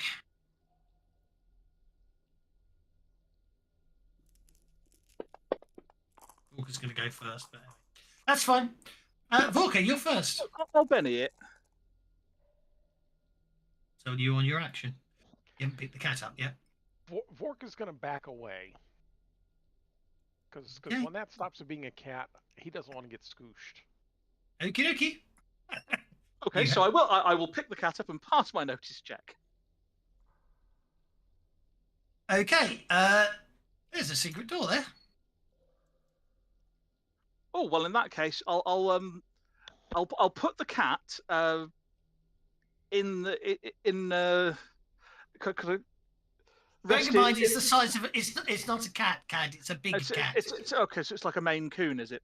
Okay, yeah. Then in which case I'll say, sorry, little fella, and I'll put him back down again, and I will see if I can open the secret door. Okie dokie. Oh, hang on. Damn it. I've told you this one. Sorry.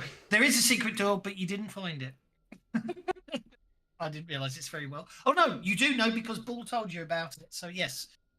Bull did tell you there was a secret door down here, so you knew to look for it, which negates the hidden thing. So, yeah, you get a +2 bonus, which negates the -2 bonus. Therefore, you can open the secret door.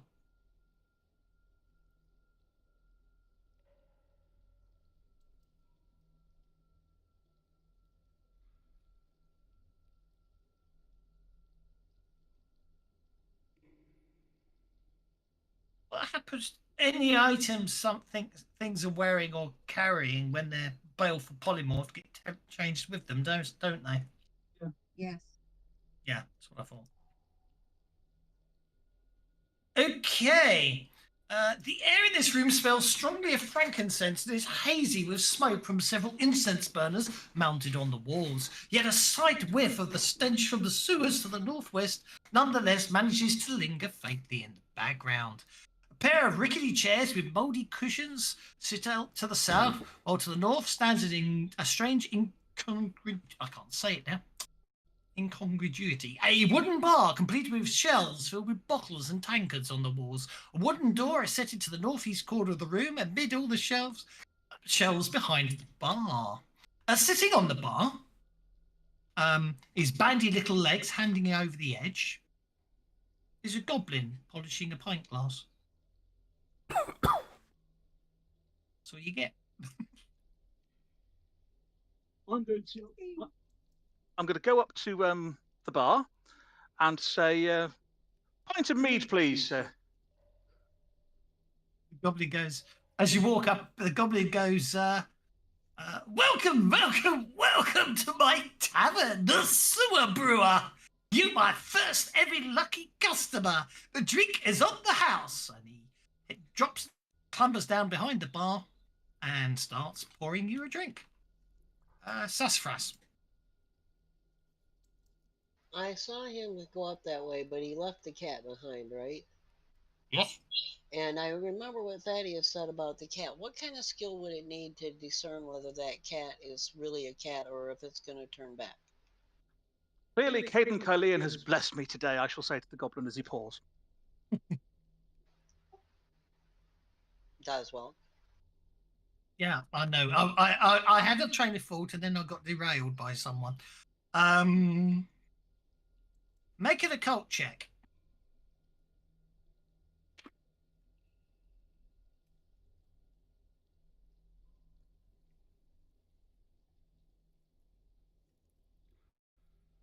Doesn't she have low light vision?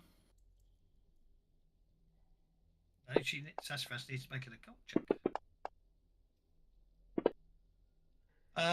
You are able to discern. Well, you basically with your occult check, you are able to. You did see the creature, didn't you? Yeah, that's what I mean. She's got low light vision.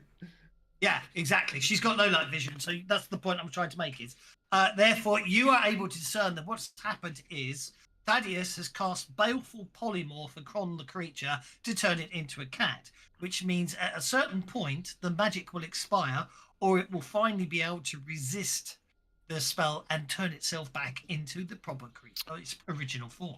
Yeah, it's been it's a witch's curse. I have cursed it. Oh. But it you will. know, so, yeah, with your occult roll, you do know that a baleful polymorph is not permanent.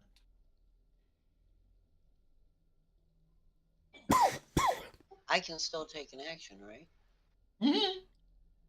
Oh yeah, the occult roll is your knowledge of magic. That's all it was. Okay, your knowledge of magic, working out what the witch did.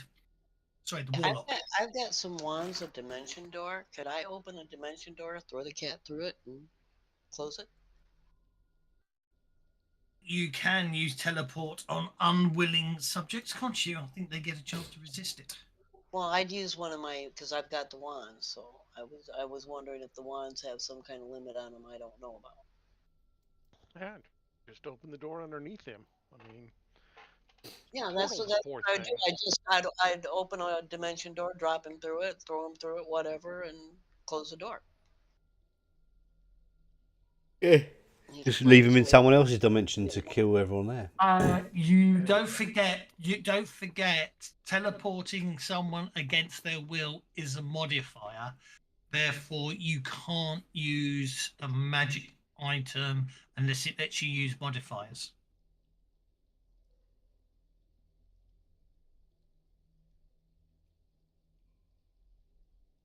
Then I can just use my own power. Exactly. Yes. Yeah. Agreed. I don't think you can use a wand to teleport or a scroll to teleport unless it's got the modifier programmed into it. But you can cast the spell. Plus 2 power points. No, that's for opening the gate and dropping him through it rather than teleporting him somewhere. No, it's a modifier. Teleport foes is a +2. It's a touch attack. It's an action, so the casting must be made part of the second part of a multi-action. If the attack is successful, so you've got to multi-action it, and so then you've got to first cast, and then you've got to multi-action. You've actually got to make a touch attack, so it'd be a fighting roll to actually touch the creature. And then if you successfully touch, you then cast the spell. Yeah, but it's a multi-action, so you've got the -2 penalty. Yeah. So the first thing you got to do is Well, actually, no. You make a normal attack, right? No modifier. And then the second roll is at -2. Those may be targeted by a touch attack. This is an action, so the casting must be the second part of a multi-action. If the attack is successful, the foe resists the casting with an opposed spirit check against the arcane skill total and is sent up to 12 inches away. However, there's or no 24 modifier. with a race. There's no modifier I need a fighting attack or a strength attack or an athletic attack. Which one did I need? You need a fighting attack. At no -2 modifier. because of multi-action with a +2 because it's only a touch for a net of no modifier. Yes. Okay. So, Yeah, but you don't worry about the modifier because you hit the multi-action button. That takes care of all that crap, doesn't it? Hold up. Sorry. Well, whoa. It's changed. Thank you, Gastus. Have a Benny. They updated the rules. They updated touch attack spells. I know they did because we had and everybody laughed. The target of powers activated. Shut up! The target of powers active. Shush! I'm talking. You can laugh about it afterwards. I don't blame you. Just let me get the rule out first, please. The target of the powers activated with a touch limitation must be within the reach of the caster's unarmed attack or natural weapons. The caster then rolls his arcane skill but must meet the target's parry and use this roll as the target value. So your 5 for spell casting means you successfully cast the spell, but you failed to activate it. So Benny that. So I need to re-roll the I need to re-roll the spell. Has that been changed in Swade as well, is it? No, that's an advanced player's guide, so I don't know about Swade. Probably not yet, but it was a small hill I died on before they killed the forums.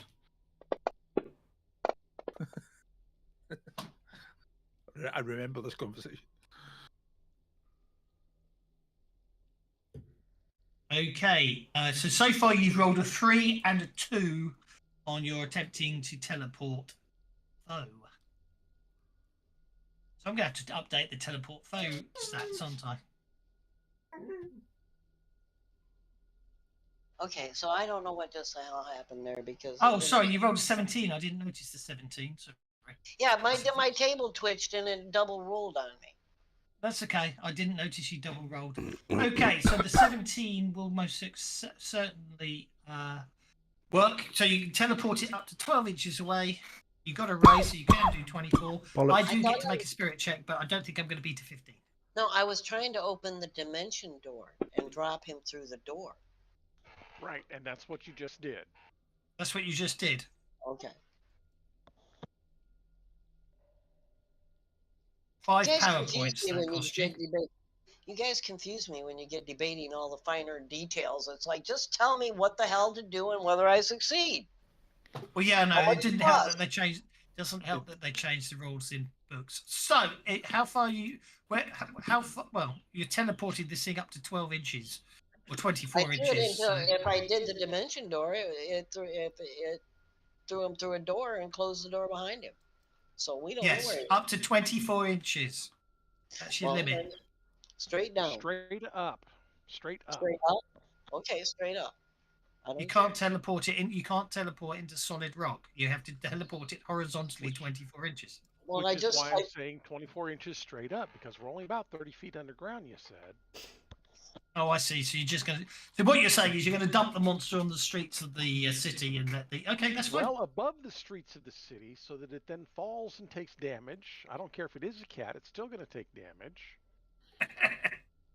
Okay. Actually, there is an actual height after which a cat... There is a certain point of height where the cat can fall and survive, isn't there? Because it reaches terminal velocity and has enough time to slow itself out. But I think there's another height where if it actually... Oh, I can't remember. There's something like a cat has to fall off 3 floors or something and it can survive, but less than 3 floors and it's in trouble. Yeah, but is that African or European cat? Shut up. 24 inches is 60 yards. It's in trouble. It's in trouble. Anyway, we won't worry about that. Okay. Especially if there's got, like lots of imps and little dragons flying around up there that'll see this cat and go, "Ooh, roadkill." I let fate take its course. I didn't hurt the cat. I put it someplace else. Whatever happens to it now is its responsibility.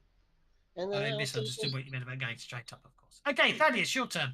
I'm going to keep it in turns because certain people have got powers, so I'm going to just keep moving you in turns for now. It's easier. Or I just ignore the smite. Actually, I'll just ignore the smite. You can all act freely. Okay, right. You're given a drink. Gastus. Does it seem to be a decent drink? Seems okay. He poured it from behind the bar and he's handed it over to you. Okay, I'll give it a smell because it is a goblin serving this drink in a sewer. Yeah. So I'll check him for being evil while I'm sniffing it.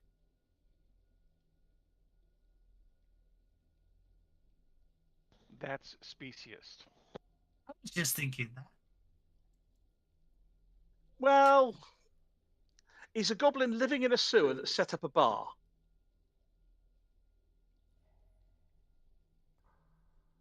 I think it's a great idea. idea. You definitely know your clientele focus. really wants to be there.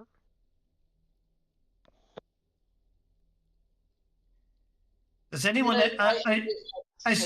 Basically, as Gastus is sniffing it, I'll just move everyone else into the bar because it's a ridiculously small bar because it's a Pathfinder map. Tell you what, good barkeep. Since my drink, as everyone else comes in, the goblin comes up and goes, more first ever guests to the sewer brewer. Please allow me to pour all of you a drink, he says, and goes behind the bar. And I sniff and go, of course we find Gastinia somewhere drinking. I'm going to pull out a couple of coins and say, well, at least let me buy you a drink, and I'll put some coins on and just say, let's have a toast, all of us together. No, because the drink's It poison. definitely appears to be. It does appear to be cheap ale. Sorry, it does appear to be rather cheap ale he's poured you, Gastus. But it's poison. What makes you say that? Because it's poisonous. Well, I'm going to buy the goblin a drink and say that as we're his first. Yeah, we're his first guests in the sewer brewer. We should all drink together. If somebody gives you a free drink, it's always poison. It's always poison. He puts out a line of drinks on the bar, one for each of you, and an extra one for himself, and says and looks at you, Thaddeus, goes, "Well, tell me which one to drink then." And Bewildered Badger says, "Benny." I'm going to walk up and just drink my drink. Okay. As you walk up to drink the drink, Thaddeus, he says, "Look, tell me which one to drink, sir." He says, he's sitting back on the bar, his legs swinging on the bar, giving you a big toothy goblin smile. Forka walks over, high fives him, and goes, grabs one of the mugs. These tall people just don't trust us short guys, do they? Yeah.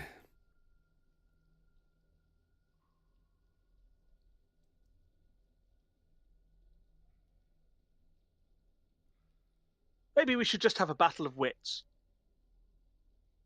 Oh, that's like sending you on. Now, obviously, ignore the knife. Do you think that's evil? No, yes. Cute and cuddly. Just like Vorka. Okay, so Aki walks up and drinks his cheap ale. I will say I will give a toast in the name of Caden Kylian, and I will drink the ale. What are you all doing here? He says to the others. Please have my free drinks.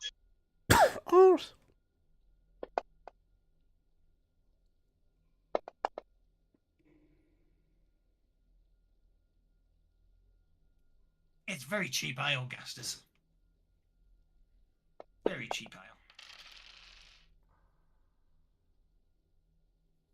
I follow the god of not getting drunk, so you know.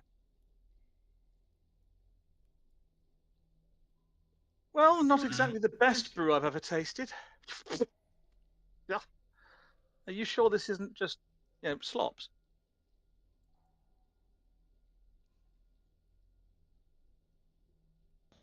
You asked for mead and he gave you ale. Well, I did ask for mead, yes, but you can't always get mead. There probably aren't many bees down here. If anyone wants to drink, he thinks if anyone, great. Oh, Vorka, yeah, it's fine. It's absolutely fine. Aki, it's not very good ale. You do need to make a bigger check. He does make it out of sewer water.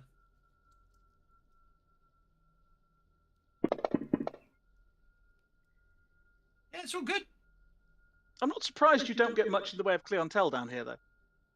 Well, he's only just opened, obviously. You're my first guest. He goes, I do hope that wasn't your cat outside. Yeah. Well, he goes, he goes, you know what? You smell quite good for a human. He says, looking at you, and he looks at Sassafras and goes, you must be lucky to find clothes that nice that actually fit you. Anyway, well, yes, indeed. So what are you all doing here? In my pub, the Sewer Brewer. Getting lost. And well, that's pretty much it, really. Indeed. We're looking for a way into the prison so we can break out all the. No. You please stay this side of the bar, please, sir. This side of the bar's for me, the barkeep. You are the guests. You stay that side of the bar. That's how it works. I was assuming the privy was back there. There's no privy. The privy's out through that door you came in through. There's a large, wide capacity area. Privy. Well, I was getting you like a toothy grin. He goes. He mutters something to himself along the lines of, you know what? I could have sworn that lich dust was better quality than that, and disappears. What a curious fellow.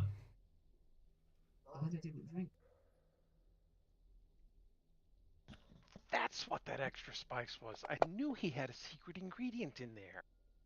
So do I know what lich dust is, other than ground lich? Well, it would.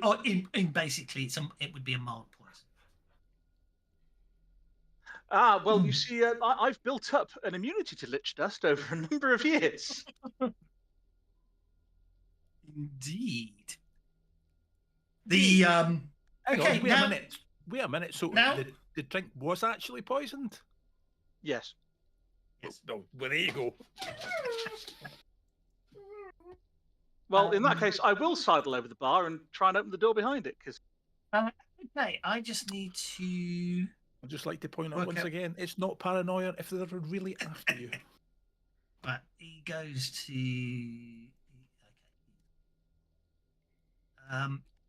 Okay, I'm going to check a couple of things and then let you know. So, the goblin buggers off. Fine. Okay.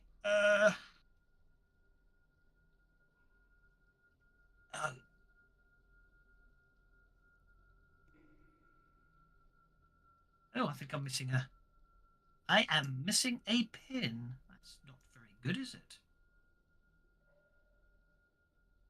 I'll have to fix that there's a pin missing. Okay.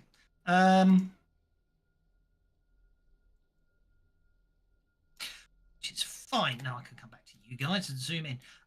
Looking now you're behind the bar. You notice. Bollocks. Pardon me. Well, behind the bar, you notice.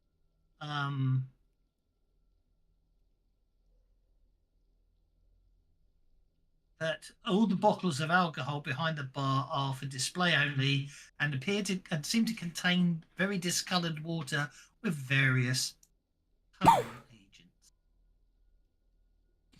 The door is locked. However, in the days before the Grey Maidens, the Cerulean Society used this room as a staging area for smuggling prisoners out of the vault. The room was set up like a tavern bar, and sponsors could actually purchase drinks to pass the time while they're waiting for their friends or allies to be rescued. Paul obviously must have mentioned this one, so you know the door to the north, which is locked, can unlock.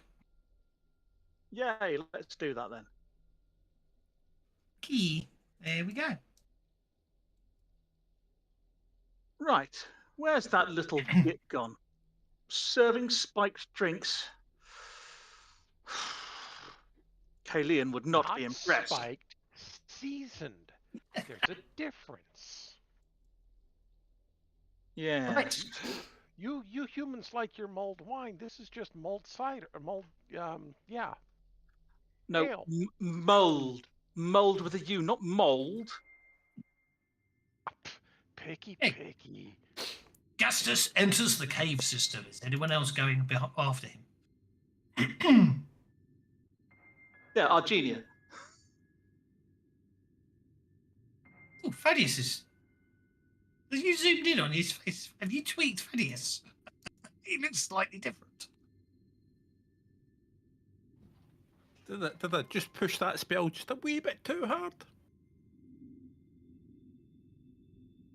Ooh. Well, these maps are shit, aren't they? No, do you know what it is? Vendra's been testing her makeup on him. Yes. She's told her that she likes goths.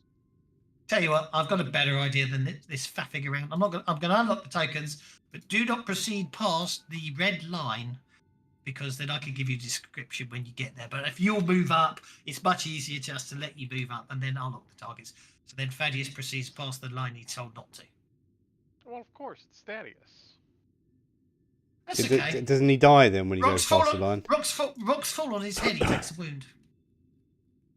I was just trying to be nice and not put it on top of somebody's token. Natural means. Indeed. Right. Okay.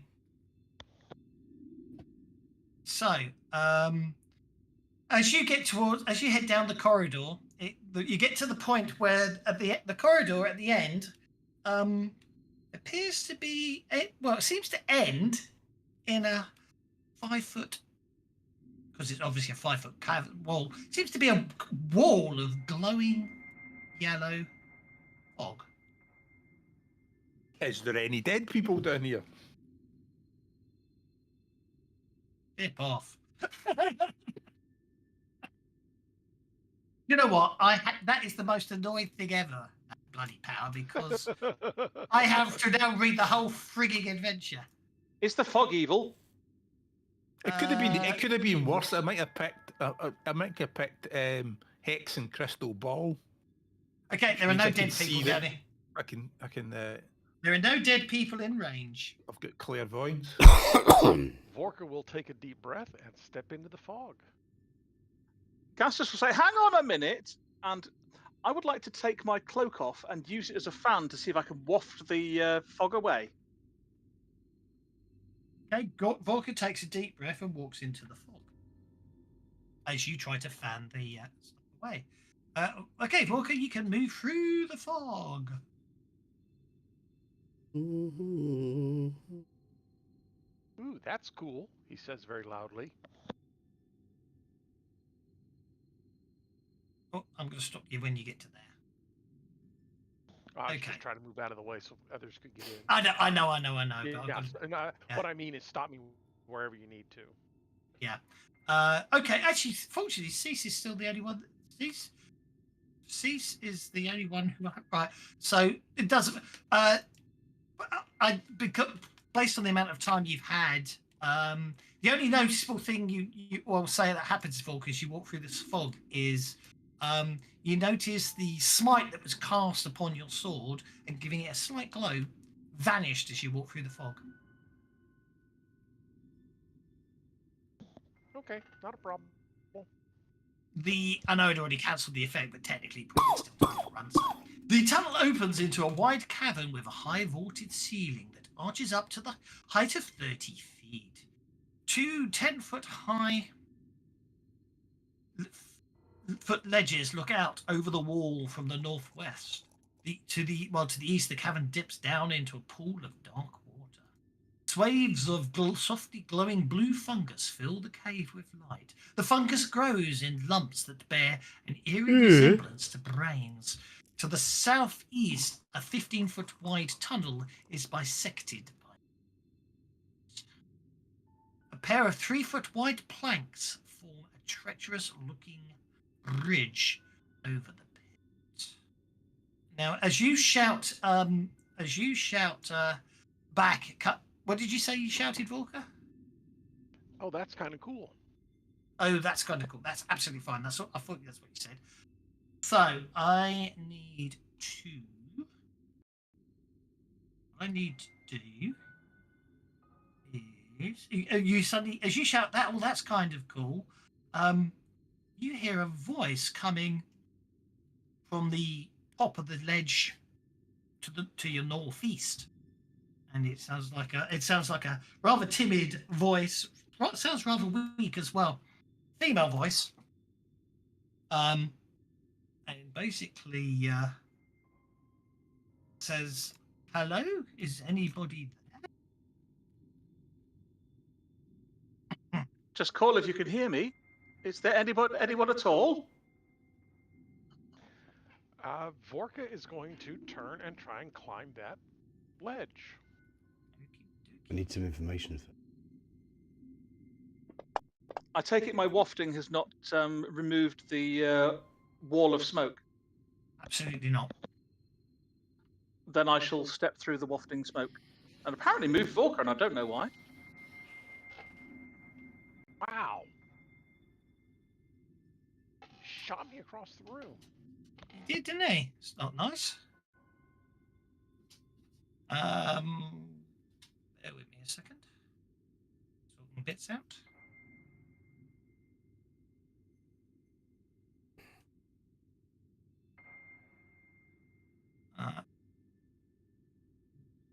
Make an athletics check. I rolled a 5. Okay, yeah. With that means you claim your pace, didn't you? You can climb at your pace unless you get the raise, I believe. Half my pace, but still Half 5 your inches pace, I can yeah. climb up. Yeah, 5 inches you'll be fine, wouldn't you? Sorry, I'm still just trying to. That'll do.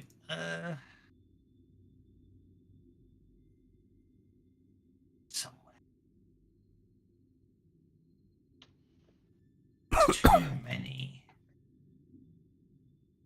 Too many tokens.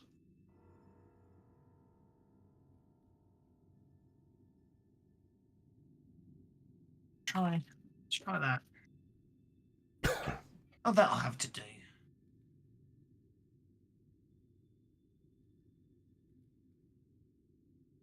Okay. Right. As you start reaching the top of the ledge, a human female sort of reaches down to help you up. The lady in the swamp marsh.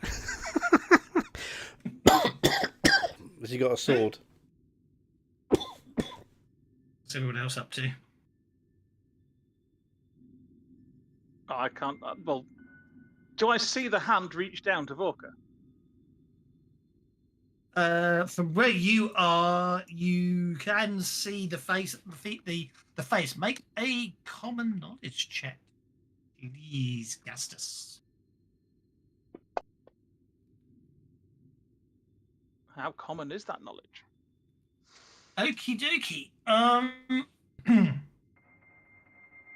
You recognize the face as Ivana Benzel, the Sable Company's second in command. Right. In which case... Sorry, no, I take it. Yes, I'm going to have to swap around because I said it was Ivana Benzel. There we go. There we go. The Sable Company, not the Grey Maidens, yes? Yes, Sable Company. Okay, in which case I would like to, using my boots of leaping and springing, bound up, somersaulting over the top of them and land behind her and say, I say, don't happen to know where your boss is, do you? Show off. Was that the same ledge that Vorka's gone up? Yes. And that's actually a 5 with the boots of leaping and springing. Okay, so there we go. Get you to there. Thaddeus and Aki, you can hear. Just at a full, actually. You can hear a voice coming from the other ledge as well, saying, there we go, that's fine. Yep. Who is it? Varda, what's going on? As you jump up, Ivana goes,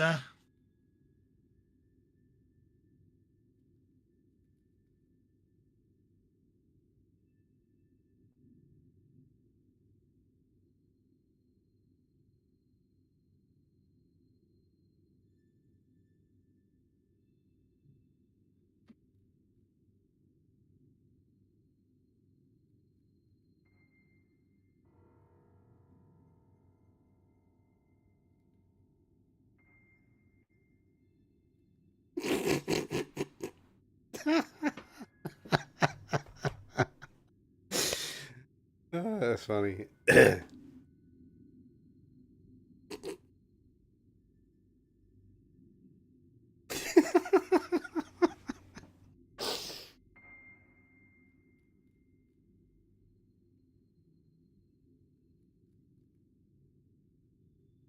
You know, it's getting so a fellow can't wander around in the sewers without coming across people that want to kill them.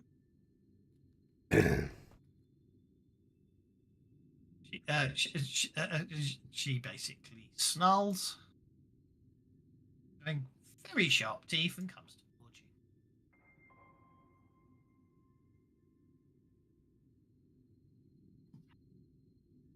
And I stab her, like I said. Unfortunately, you were thinking with the wrong head. Oh, great. Thank you for that. At least we get an extra adventure card each. You were very keen to make friends. Didn't see that one coming. Actually, Vorka was. He was getting ready to reach in and give her a piece of dried fruit. Here, I've got something for you. You look like you've been stuck here for a while. Oh, hello. Okay, Thaddeus goes on hold. There goes on hold. Sassafras goes on hold. Festus goes on hold. Okay. Which means I start with Ivana.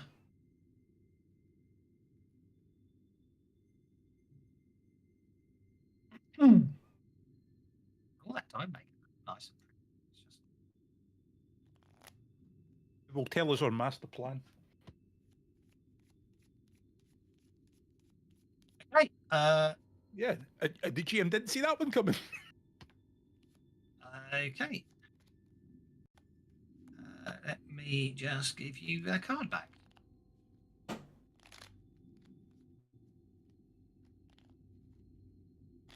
No, because someone it's not a wild card.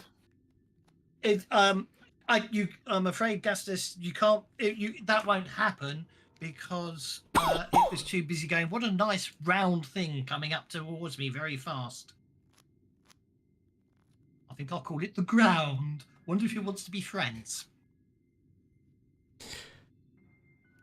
Hitchhikers. Anyway, I am going to.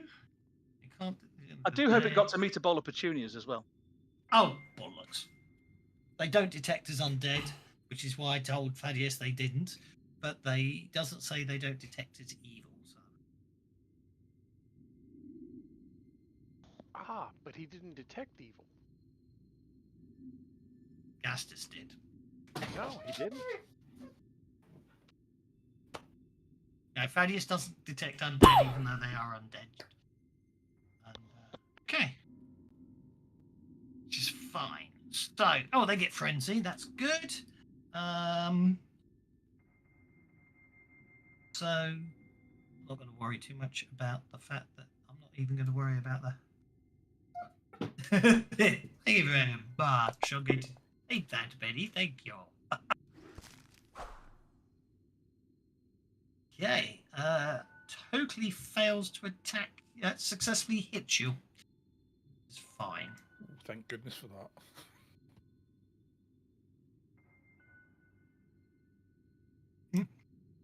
Okay, and what I'm going to do now is I am going to target Thaddeus and Aki, Cease, and Vorka, Gastus. And then use the Benny I was just given. But if you rolled a 1, you should have had to roll a 1 again to see if it was a crit fail, shouldn't you? My dice. Appropriate that it not be a crit fail. Do you know what? I'm getting really wound up with my dice rolling today. I mean, I know You got to guys change keep the rolling colours. critics. You got to change the colour of your dice. That's what it is. Anyway, I need all of you to make all of those that are targeted. So that was Thaddeus and Gastus and Aki and Cease and Vorka to make fear checks, please.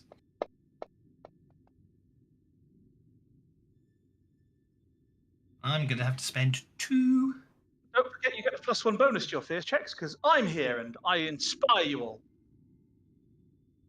2, 3, 4, 5, 6 power points that cost me. Sorry, missed that. So it's fear at +1 because Gastus inspires you all. You don't get to put it on yourself, though, do you? I believe I do. Okay.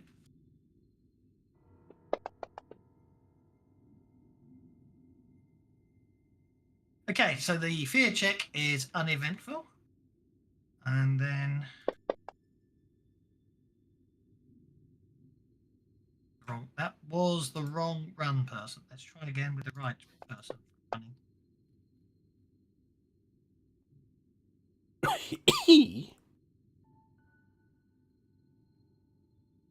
Okay.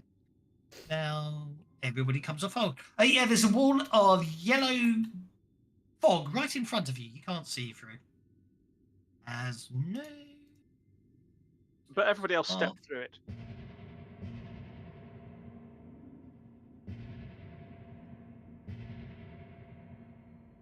Move the combat tracker down to Vorka because he's last to act and move on to the next round.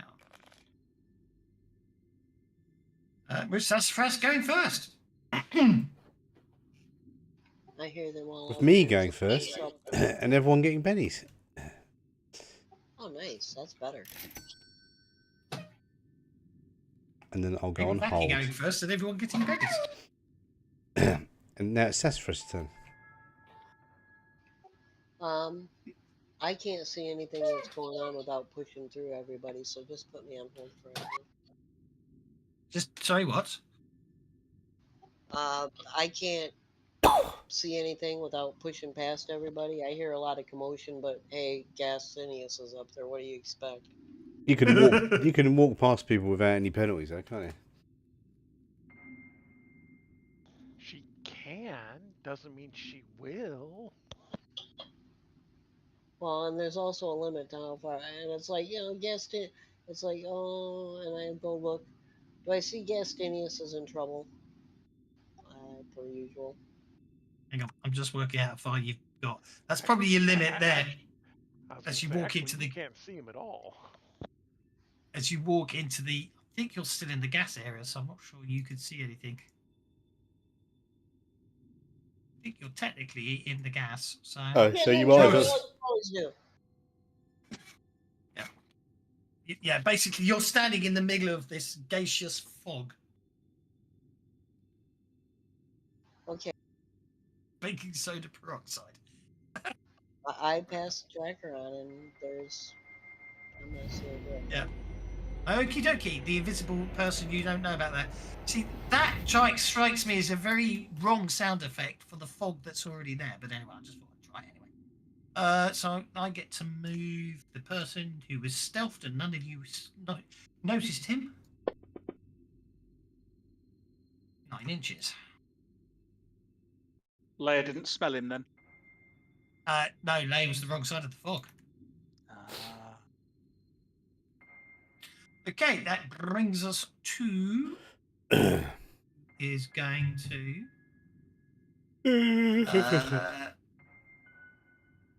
cast another spell. Bang. Successful casting. Who is that casting that? I'm just going to interrupt him. Yeah, I can you see him. can't see who's casting that. You can interrupt, but you can't see him from where you are. I'm not in the fog. I'm on the other side of the fog. You can't see him from where you are. Why not? Where are they? They're elevated. Therefore, at the height of the rock stops you from seeing them. You can certainly interrupt if you want to move to a position. I can see the other person above the rock. What are they not elevated? You can't see either of the people up on the rocks unless you climb up on the rocks. Oh, I can see on the map. 10 I can feet see up. everyone. All right, okay. You can see them on the map, but you can't see them because the Fantasy Grounds doesn't do 3D, so you can't bloody see them. Yeah, but no, okay, but you could have just put a... Okay, if you're going to be like that, fair enough. I understand what you're saying, but yeah, because to me, I could see both of them when I had my token selected, but now, then, yeah. I understand what you're saying. I will concede the point, so give me a second. Well, I'll let them be up in the air and I can't see them. That's okay. I'll let you do that. But if I can't see them, can I not just cast something to interrupt them? I don't know. You know, it does annoy me that I don't know what they did, what was changed for them to do it, but the fact they got rid of being able to use the space button to align points up really buggers me, because I'm an expert at accidentally double clicking. They put in another option, didn't they? I can't remember what it was, but it was somewhere. I'm an expert at accidentally double clicking when I'm trying to do line of sight on the fly in a hurry. Like there. See, I just did it there. I have to start again. It's so frustrating. It's not so bad when you're doing certain things, but you know, any of the ones that basically Well, it does say prep less, not no prep. I will. I'll tell you what. I won't come off old. Okay. Okay. Now I'm hoping now you can't. Now I'm hoping you can't see him. If I reset your. I can see Avanta, whatever it is, but I can't see the other one. Yeah. It's interesting. But anyway. But I'm staying on hold. I'm going to let him cast this spell. Let him do it. Okay. It's fine. It's fine. Right. Sorry. Sometimes 3D would be nice. Eventually.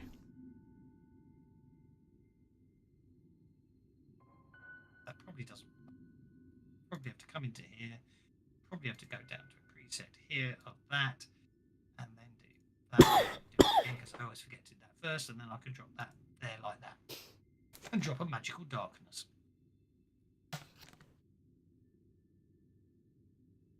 Who turned out the lights?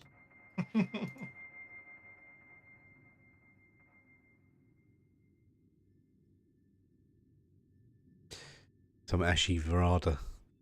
Okie dokie. Ashy veranda. 2 power points. So yeah, magical darkness kicks in, and Leah gets true sight. I know, but you can't do that against line Yes, of you sight can. magic.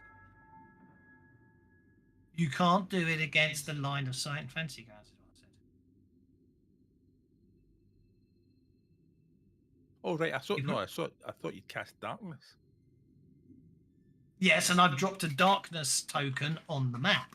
There is nothing in Fantasy Grounds that lets you see through a darkness token, to my knowledge. I wish there was. But why didn't you use a darkness light? I did.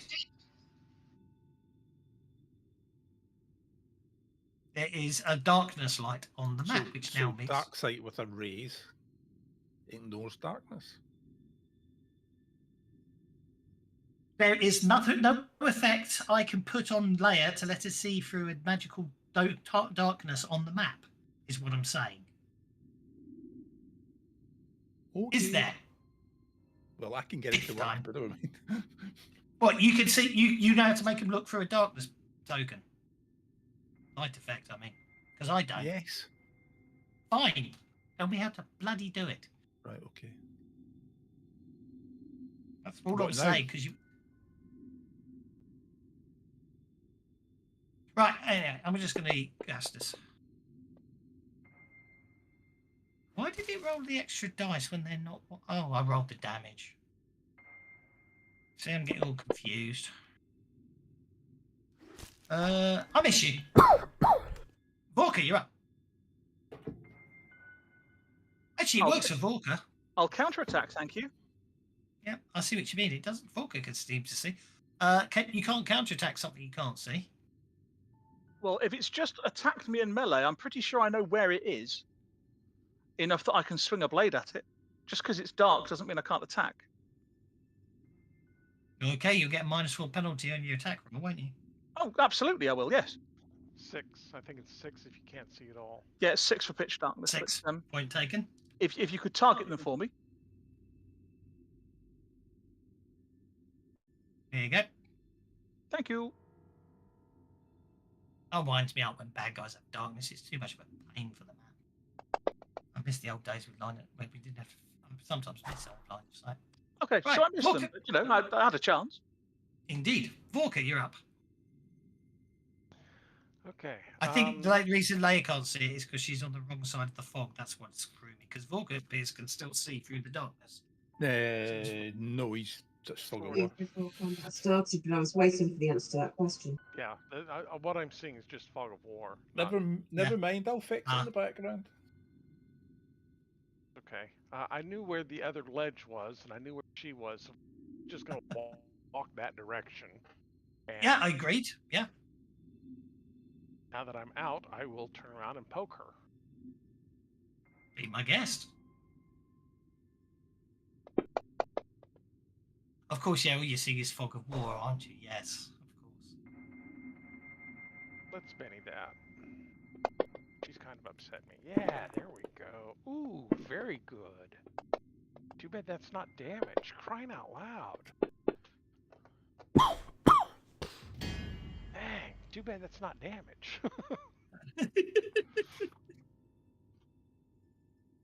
I've never seen a 48 to hit. Can you imagine if you missed on a 48?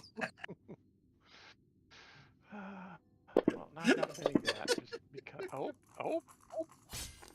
Okay. What? 32 worked. Okay, well, she's dead. She's dead. Very, very dead. Somehow, with one thrust, I stabbed her in both kidneys. And that will be my To be turn. the case. Okie dokie. Thaddeus. You clearly went in from the side. So. Right, so Thaddeus is multi-actioning. First action is to put on the helmet of the mantis and activate dark sight. Okie dokie. Right. With a raise, is that right? I haven't looked at the description. You can spend a charge as a free action to gain dark vision to the range of 10 inches. Just a dark vision. Doesn't say with a raise. Right. Yeah, but the point I'm making still stands. All you're seeing is the fog of war. You're not actually seeing through the dark light effect is what I'm saying. That needs changed. I'm pretty sure it doesn't work since Raid. That's the point I was trying to make. I know dark sight allows you to see, but you can't do it with fantasy grounds. So that was the point I was trying to make earlier. And get myself wound up because I couldn't say it. I still don't believe it. But never mind. So, righty-ho. Anyway. Should do the backing music, shouldn't I? Sorry, that mantis help doesn't that mantis helmet doesn't give you dark sight with a raise, no? No, but that's that. But that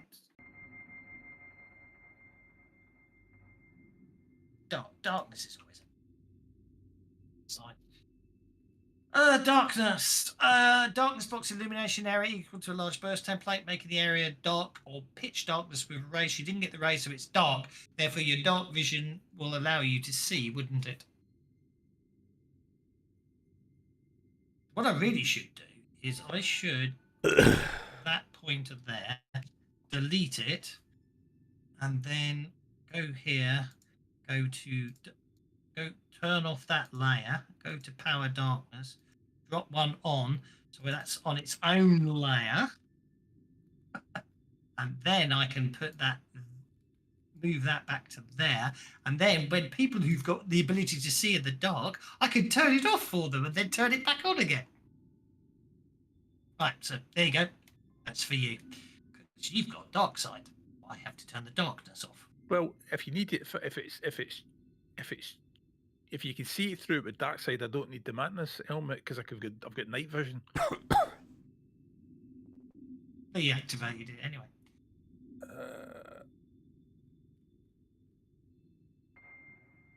Rightio. Yeah, I'll need to write that up. Okay, doke. No. So he'd be a dick, but I can't see her, can I? So what he's going to have to do is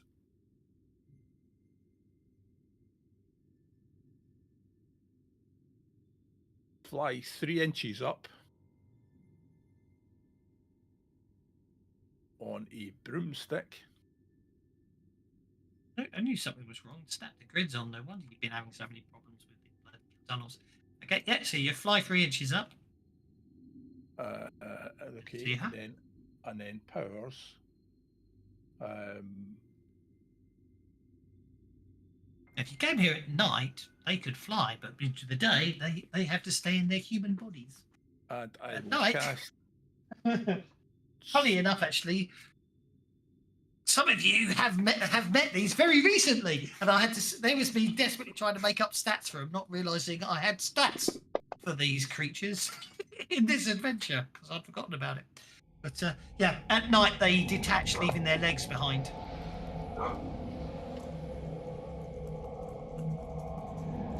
Oh, those things. So I fly up my broomstick, I cast stun. Yeah, cast, stun. No, they are not Pentagallons. Pentagallons detach leave the whole body from the neck down. These detach only from the waist down.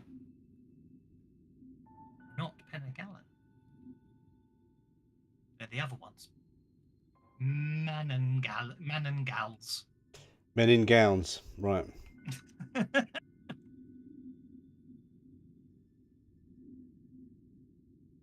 Are they manly men? Do they roam around the forest looking for fights? At night they look like that, but right now they look like what they were before they were undead, made into undead. Anyway, stun.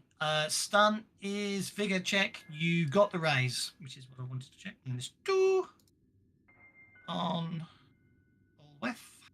Who gets to make a vigor check at -2, getting a 7. But shut not stunned.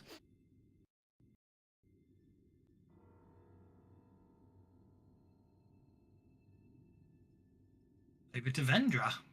You can't see a bloody thing because it's pitch black. Gastus. Who can't see a bloody thing because it's pitch black. Indeed. Well, in that case, what am I going to do? Would somebody tell me where the things are? This is problematic. This one's dead. Right. Okay. Just will reach out towards the wall and sit down. Okie dokie.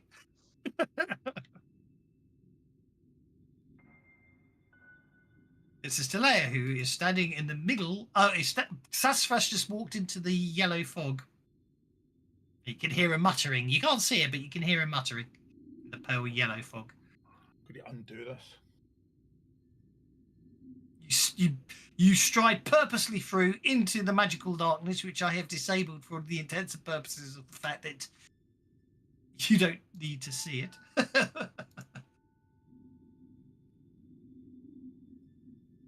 Interesting, it works for you. Your green vision works. You can see through the magical darkness. Just Thaddeus who can't. If you can hear me, I'd like to Right, so you're saying that she can see through magical darkness? Yeah, with the That's dark because side. she's got dark sight rays 1 hour, ignore illumination -6 as an effect. But there's a But your dark side didn't work. yes, because she's got dark sight with her rays.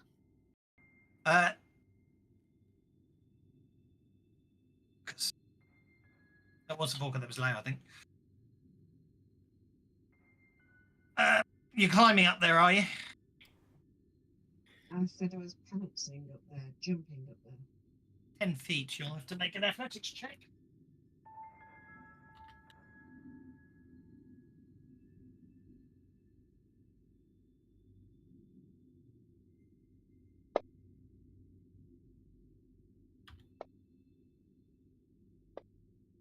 JJ. 124.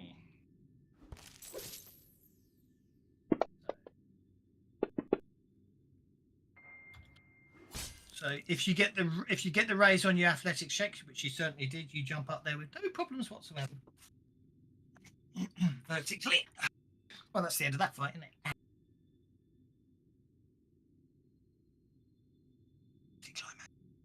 it?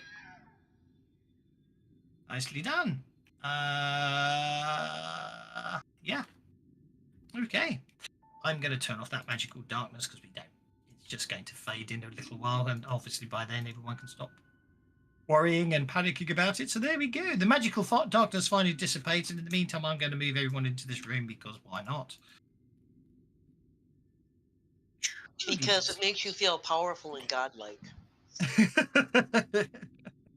Let's just put everyone in this room together. I can see. So, well, clearly there's a problem here because that was. Well, she was the lieutenant of the Sable Company. Obviously, she wasn't, but she wasn't anymore. You keep making me want to say, what?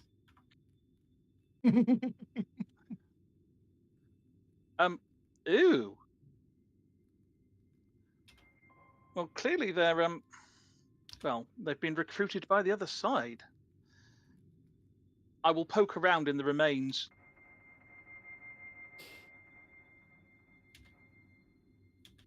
Indeed. See if there's anything in the remains that's worth taking.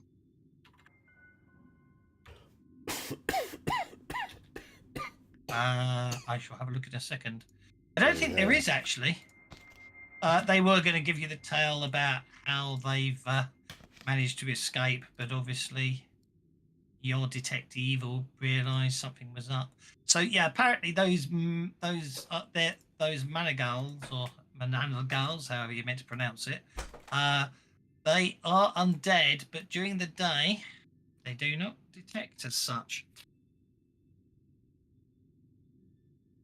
At night they detach, and then obviously they're quite obviously undead. But anyway, I'm still just trying to work out where I need to put someone, and then we're fine.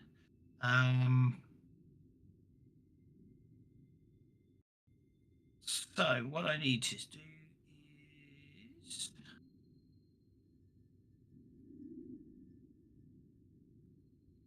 I think they need the pajamas of light, otherwise it's known as an Illuminati. Mr. Rowe. Mr. Rowe. As always, badumph. I might have guessed it was him. As always, when it comes to good play on words, it's always you, sir. Which is why, I'm too intimidated to actually run secret files of Section D because I can't keep up. I haven't got the right sense of humour to pull it off, I'm afraid. And once I pulled it off, I can't stick it back on. So, anyway. Yeah, I got to play the last one. I don't think I ever got it. Someone else is adapting them now, so that's okay. They're in this game, so maybe I'll have to work that one out. So I'm sure you can run a different scenario. I mean, it's better that than never. Okay, I've just discovered a very interesting and annoying situation. I've made the mistake of putting a pin on an LOS, so I can't actually select the pin. It's very annoying. Okay. Oh, in here. That's fine. Okay. Right. Sorry. I'm just trying to sort things out in the background. It's all getting very confusing. Okay. So, yeah, it's all clear. So you're in this area. You've got the water. Right, what's the description for the area? Here we go. Oh, gone the wrong way. Choke point. So, pool of water to the east. Yeah, there's a pool of water to the east. Hey, that's interesting. The water only ripples. The water only ripples when I select a character. When I don't select a character, it doesn't ripple. I'm trying to work out why the water wasn't rippling. There's a gym earlier. Now I know why. Okay. Why is that moving layer with me now? How am I selecting multiple characters? It's not moving. She was on my screen. I'm going to hop down off that ledge. Okay. Yep, you moved me and then moved me back. Hello, Metallical. How are you, old chap? Young Right, frog. So... Did you say you've got water over there, Vorka? I'm looking to see if there's any fishies in it. Right. Let's hope there's not. Jimino Monkey. Everything down here seems to be trying to kill us. Did you say hello just so I walked off, you fucker? The other side of the bridge. I wouldn't. If you're crossing, right, you fly across. Oh, hang on, you've got. Okay. Yeah, I don't know how good because you. I don't know how sturdy the bridge is, so I'm going to glide across the bridge. I would check that. That's okay. I mean, I can very easily tell you how sturdy the planks are, because it looks like Leia's just stepped out onto the planks. And the flying critters will just fly Oh, across. you can't tell if I'm here or not. I see. At which point she realizes the planks don't exist and takes 74 D10 falling damage. Yeah,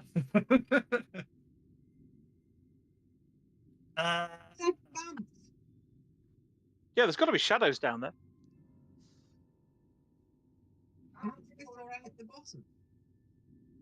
Do you say you've got a rag up your bottom? You don't have to do any. Is it? Is it innate, or is it a mystic power? Or is it an arcane background? It's a mystic power. It's a free action. It's a free action, so you most certainly can bamf before you hit the bottom. Bang! There you go. But there is water down there, yes. Us all observing that. Rudy's just going to go flying across because it's like, oh, cool. He don't need to worry about that. I have to turn the pit off for anyone who wants to fly across. There we go. Oh, well done, Leia. You appear to have found a trap. Yeah, it's a 60-foot drop. It's a 60-foot drop strewn with sharp rocks. Oh, fantastic. Can I ferry people who can't get across it? Of course you can. It's just athletics to climb around. Would you like me to toss you, Vorka? Nobody tosses the goblin. They don't have to. Thaddeus can just go and pick us all up with his broomstick. And isn't climbing very, very easy since we've got lots and lots of immovable rods? Walker just clambers across, no problem at all. Yes, good point. Yeah, we could just make stepping stones out of immovable rods. Yeah, the last person picks it up on the way past. Sassafras teleports across. I'm just going to say, I'm going to say, Thaddeus, can you get Cease and me over, please? Well, I could toss you, Aki. No, I'm not being Well, you tossed by should you. I've ask got a Reddit friend. My boy. Thaddeus has got a broomstick. He can carry me. He's done it before.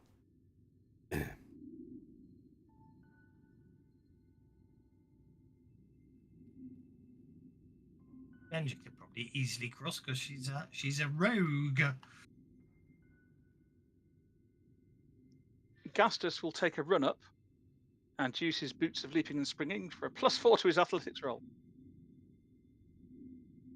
4-inch gap. Yeah, so I need a raise. You need a raise. Yeah, I know you do. Anyone can actually jump it with a raise, can't they? Doing.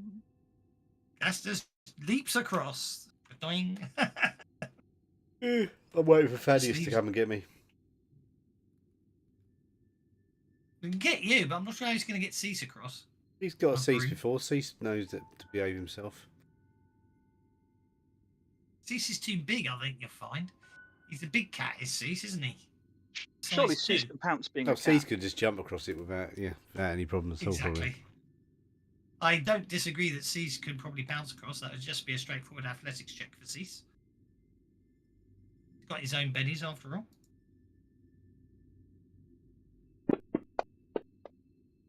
There you go, no problem at all. Cease pounces across. Thaddeus brings you and Vendor across. There we go. And obviously there's a lot of moss here. Would you like me to toss you across? The arched ceiling of this vast crescent-shaped cathedral-like cavern Toss me, Aragorn. I'm a fucking Scottish surrounded dwarf. by 4 natural stone columns. These columns are caked with glowing blue swaths of blue swatty stuff. Brain-shaped fungi.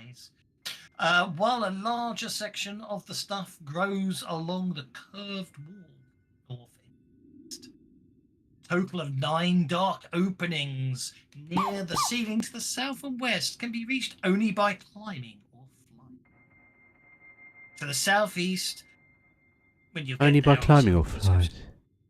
Indeed, to the southeast, 8 stone benches face a single pulpit that stands before a flight of stairs. I'm giving you the description so you know what you see when you. Yeah, but no, what I'm doing is this is what you're doing when you're reading it. You go to the south and west can be reached only by climbing or flying, and then to the southeast, 8 stone benches for the stairs. You can barely hear the last 2 words. That's probably because I'm muttering. The stairs lead up to a work stone facade that bears a looming carving of an immense mantis, its arms arrayed downward like an archway over a set of double doors. Right. I've had enough of this. You did it on doors, double doors. Yeah, you make me think of that Rippers game. I was watching the stream and I was laughing my head off. You read the note. What? What are you on about? Oh, I don't know. It's funny. Never mind. Anyway. Okay. Walker and Leah are stuck in a wall. To start next week. You watch this. Pardon? Said I'm guessing you just moved us to where you want us to start next week. Very much so. I will allow anyone who's of a outdoorsy type can make a survival check to identify the fungus. Yeah, I was about to say the fungus is poisonous. I'm an outdoorsy type. The fungus patches, okay, are right. I can't pronounce this, but here we go.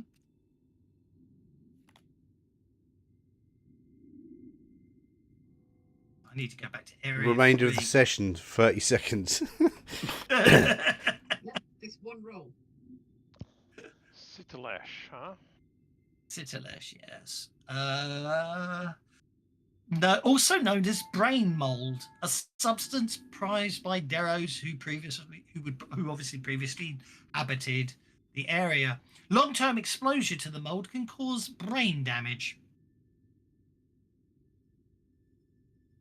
But it is long-term exposure, so you don't think you've got anything to worry Vorka will about. take the handful that he was just about to take a bite out of and just kind of put. Yeah, I just say on the don't eat ground. that shit, Volker. It's not. I mean, you can eat anything, but that stuff will do your brain in. Okay, right. So I'm just setting up for the cliffhanger. Here we go. Cliff Richard comes So- walking along and says, "Hi, man." Then he hangs himself. No, Cliff. Just think of the end of the very, very last episode of the Young Ones there. We're gonna go off a cliff, yeah. Cliff. But they go through the summer holiday poster first, don't they? Cliff. Okay, so generate, and then add to tracker, and scurrying towards you. I don't have a picture for this one. Oh, well, scurrying towards you is a segmented creature. It has a chitinous body covered in patches of glowing purple fungus. Syrupy venom drips from its mandibles. And the fucking thing that we had in the inventory that's good against purple worms is gone. Okay, so what I need to do Is it a purple worm though? group, and then I can wait for the combat tracker to stop dicking me about. And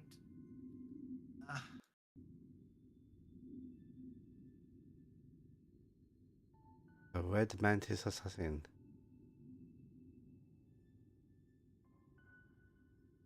No, these are purple centipedes.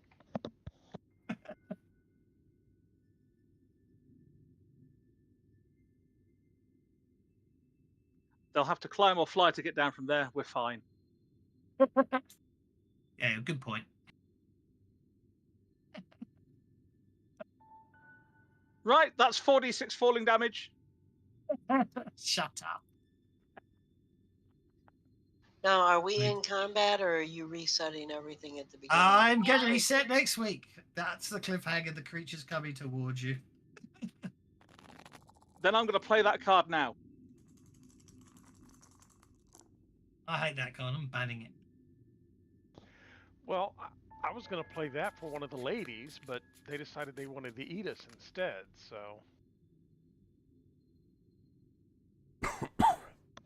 Help arrives from some source determined by the GM. That's see, the thing is, these adventures aren't designed for that type of card. That's what annoys me, but I'll have to come up with something. Oh, for crying out loud.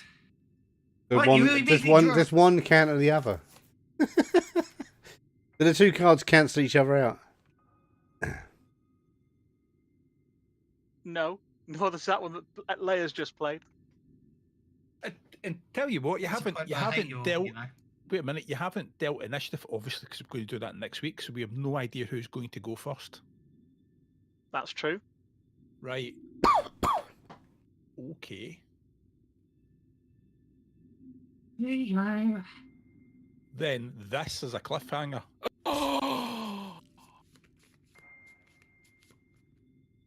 We could get jokers next week. Oh, But it's all right. We could get jokers next week. They don't hate us that. They don't hate us that much. Yeah, peace doesn't work against red mantis assassins. No, but it might work against the Cytillipede. No, because it's of animal intelligence, I think. I'll check. Because it's all about brain conditioning and all that rubbish, and then magical compulsions and all that, so it might not make any difference. I'll have a look at the Cytillipede. Look at its stats, it doesn't say. Arcane is for it. Right. Oh, you do realise that you lot are going to have to remember what benefits you're getting next week, because and obviously next week I'm giving you all new cards. Okay, I played Arcane Inspiration, so for this encounter I get a +2 on all my spellcasting. Mm-hmm. Yep. That's remind me, as long as you remember that next week. That's all, cool, Bobby. So that's where we shall leave it. Sorry, I'm going to go off and cry in the corner you're somewhere. going to reset the cards, then, are you? next week. Yes, Have you he is. done it? God, I've got even more plays. I've got more plays than I know what to do with. I've still got 3 plays left. I know, because probably because I played the nasty card. I'm just going to reset them now for next week. There you go. If anyone plays any more cards and ruins my day, no, don't play any of them. I'm going to reset them again. So don't plan. Anyway, I'm going to go away, work out what the cavalry is going to be. Going to have to work out what I'm going to add the enemies. Thank you for watching, and may the force be with you. Back from support, so we at the Labour Party would like to I can work announce that. Actually, I can work that one out. referendum So the cavalry